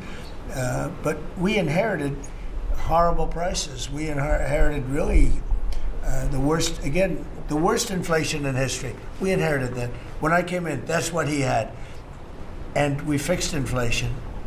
And we fixed almost everything, if you want to know the truth, including 8 wars. We got 1 to go, but including 8 wars. But when they always say, I watched today where they have a race going on right now in Tennessee, and this woman goes, affordability. They're the ones that caused the problem. The prices were way high. We're bringing the prices down. But they're like scam artists. They're I call them con men and women. They come out, they say affordability, like, oh, I see prices. We're going to get prices down still further. But we brought them down from the prices they cost. The reason that they had the highest inflation in the history of our country is because they had the highest prices. But we brought them down, and now we have normal inflation. Yeah, please. Mr. President, thank you so much for taking questions. Thank you. Assembled cabinet. I wanted to clarify something that you had said on Sunday regarding the boat strikes near Venezuela. You had said that you didn't know if the second strike on that one boat had happened, but you wouldn't have wanted it. Now that your administration has acknowledged that it happened, do you support that second strike? And Mr. Secretary, I wanted to clarify something you had said in an interview back in September, I believe on Fox News. You said that you would watch that strike live on television. In real time, did you know that there were survivors after the initial strike? Well, look, all I know is this. Every boat that you see get blown up, we save 25,000 on average lives, 25,000 lives. They've been sending enough of this horrible fentanyl and other things like cocaine and other things, but fentanyl right now is the leader of the pack, to kill our entire nation. Because a little speck on the head of a pin can kill somebody. It's very dangerous stuff. I know so many people where their sons were drug addicts. They had one little sample, and they died. They died. They couldn't believe it. As far as the attack is concerned, I still haven't gotten a lot of information because I rely on Pete. But to me, it was an attack. It wasn't one strike, two strikes, three strikes. Somebody asked me a question about the second strike. I didn't know about the second strike. I didn't know anything about people. I wasn't involved in it. I knew they took out a boat. But I would say this, they had a strike. I hear the gentleman that was in charge of that is extraordinary. He's an extraordinary person. I'll let Pete speak about him. But Pete was satisfied. Pete didn't know about second attack having to do with two people. I guess Pete would have to speak to it. I can say this, I want those boats taken out. And if we have to, we'll attack on land also, just like we attack on sea. And there's very little coming in by sea. I think we've knocked out over 90% of it. There's very little, and I understand that. There's very little. We're saving hundreds of thousands of lives with those pinpoint attacks. It's an amazing thing when you see a boat going along. And, a lot of the press would like to say they're not. You see the boat. They're not maybe drugs. You see these boats. First of all, who has 5 engines on the back of a boat going in weird directions and loaded up with lots of white containers? They're bags of things. No, they've done an amazing job. And Pete has done an amazing job. But Pete, you could probably better answer the question. No, you're spot on, sir. I think you got to start with the baseline, which Marco laid out, everybody's laid out. You got 20 million people invading our country over 4 years. We don't know where they're coming from. That includes Tren de Aragua and cartels and violent criminals. They bring drugs, and you mentioned it, Mr. President, poisoning, an intentional poisoning of the American people, killing hundreds of thousands of Americans. So the president had the courage to designate these cartels as designated terrorist organizations. Now, a number of us here served in the military and spent 20 years fighting terrorists like Al-Qaeda and ISIS on the other side of the world. How do you treat Al-Qaeda and ISIS? Do you arrest them and treat them, pat them on the head and say, don't do that again? Or do you end the problem directly by taking a lethal, kinetic approach? And that's the way President Trump has authorized the War Department to look at these cartels. And I wish everybody could be in the room watching our professionals like Mitch Bradley, Admiral Mitch Bradley, and others at JSOC and SOCOM and other commanders. The deliberative process, the detail, the rigorous, the intel, the legal, the evidence-based way that we're able to, with sources and methods that we can't reveal here, that make sure that every one of those drug boats is tied to a designated terrorist organization. We know who's on it, what they're doing, what they're carrying. All these white bales are not Christmas gifts from Santa. This is drugs running on 4-motor fast boats or submarines that we've also struck. No one's fishing on a submarine. And I have empowered them to make that call. Now, the first couple of strikes, as any leader would want, you want to own that responsibility. So I said, I'm going to be the one to make the call after getting all the information and make sure it's the right strike. That was September 2nd. There's a lot of intelligence that goes into that, building that case and understanding that, a lot of people providing information. I watched that first strike live. As you can imagine, at the Department of War, we got a lot of things to do. So I didn't stick around for the hour and 2 hours, whatever, where all the sensitive site exploitation digitally occurs. So I moved on to my next meeting. A couple of hours later, I learned that commander had made which he had the complete authority to do, And by the way, Admiral Bradley made the correct decision to ultimately sink the boat and eliminate the threat. He sunk the boat, and eliminated the threat. And it was the right call. We have his back, and the American people are safer because narco-terrorists know you can't bring drugs through the water and eventually on land if necessary to the American people. We will eliminate that threat, and we're proud to do it. So you didn't see any survivors, to be clear, after that first strike? You personally? I did not personally see survivors, but I stand, because the thing was on fire. It was exploded in fire or smoke. You can't see anything. You got digital. This is called the fog of war. This is what you in the press don't understand. You sit in your air-conditioned offices or up on Capitol Hill and you nitpick and you plant fake stories in the Washington Post about kill everybody, phrases on anonymous sources not based in anything, not based in any truth at all. And then you want to throw out really irresponsible terms about American heroes, about the judgment that they made. I wrote a whole book on this topic because of what politicians and the press does to warfighters. President Trump has empowered commanders to do what is necessary, which is dark and difficult things in the dead of night on behalf of the American people. We support them, and we will stop the poisoning of the American people. And Mr. Secretary, on the second strike, you said it happened more than an hour after the first strike? I couldn't tell you the exact amount of time. Minutes, or you had left the room, is what you're saying? I already stated my answer quite clearly. So remember this, we lost last year, I think it was more than that, but people don't like saying it because they always said 100,000, 115,000, numbers we've been hearing for years. So we lost last year more than 200,000 people, dead people, ruined families beyond the 200,000. And those 200,000, that family will never be the same.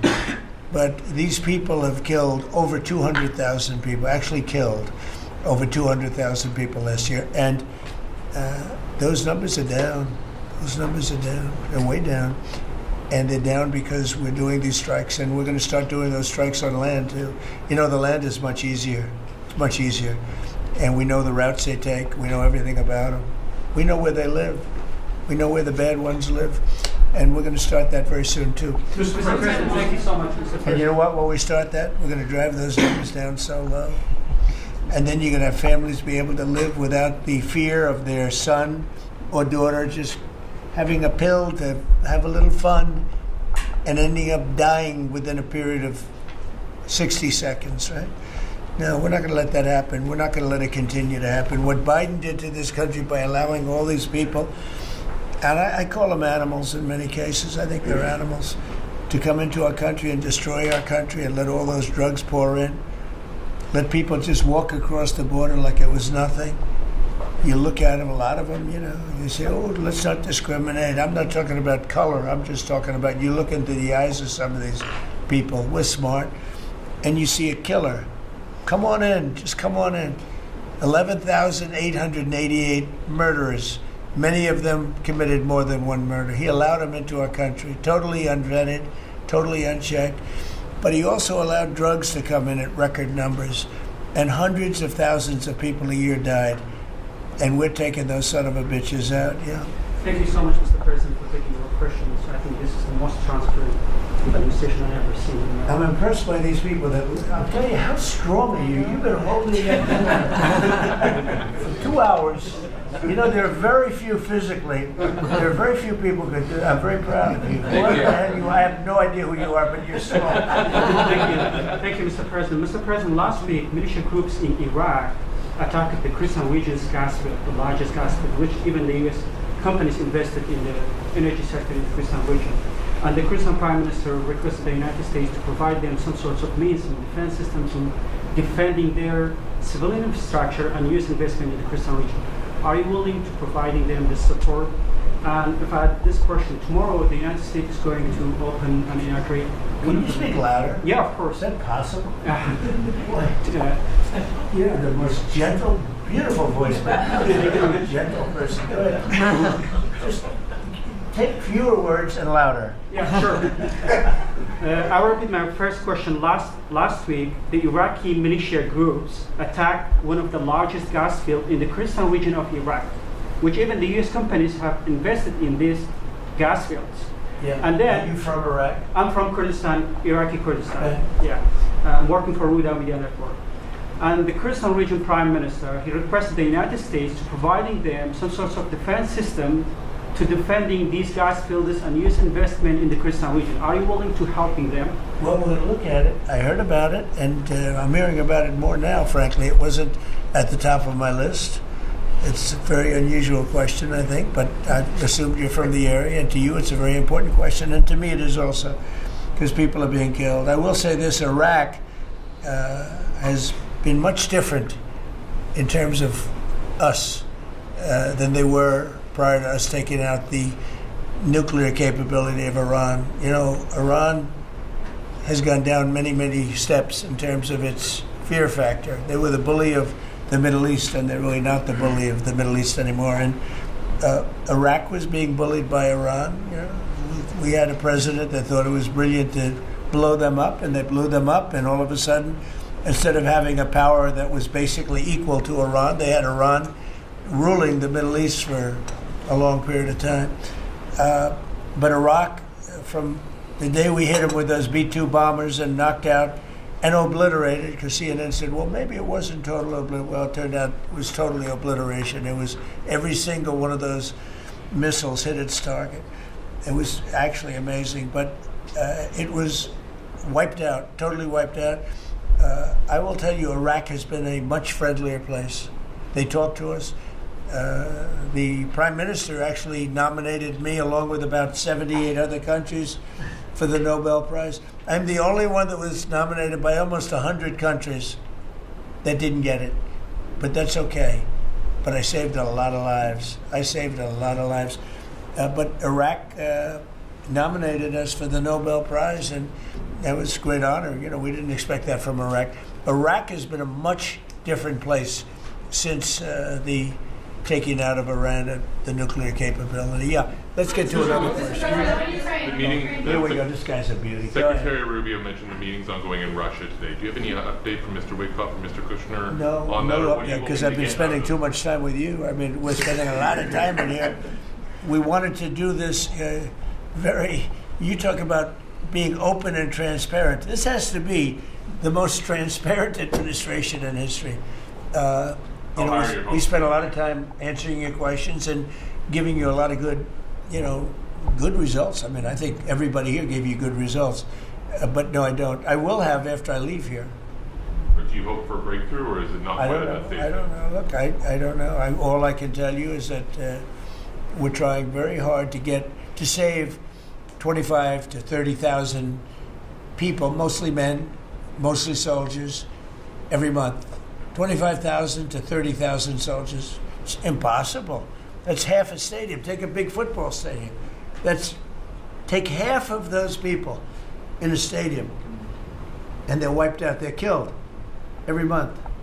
It's crazy. That war is crazy. And it would have never happened with me, and it didn't happen for 4 years. You just mentioned potential land strikes. Can you elaborate anything on that? Are you talking Yeah, about I'll elaborate. If they come in through a certain country or any country, or if we think they're building mills for whether it's fentanyl or cocaine.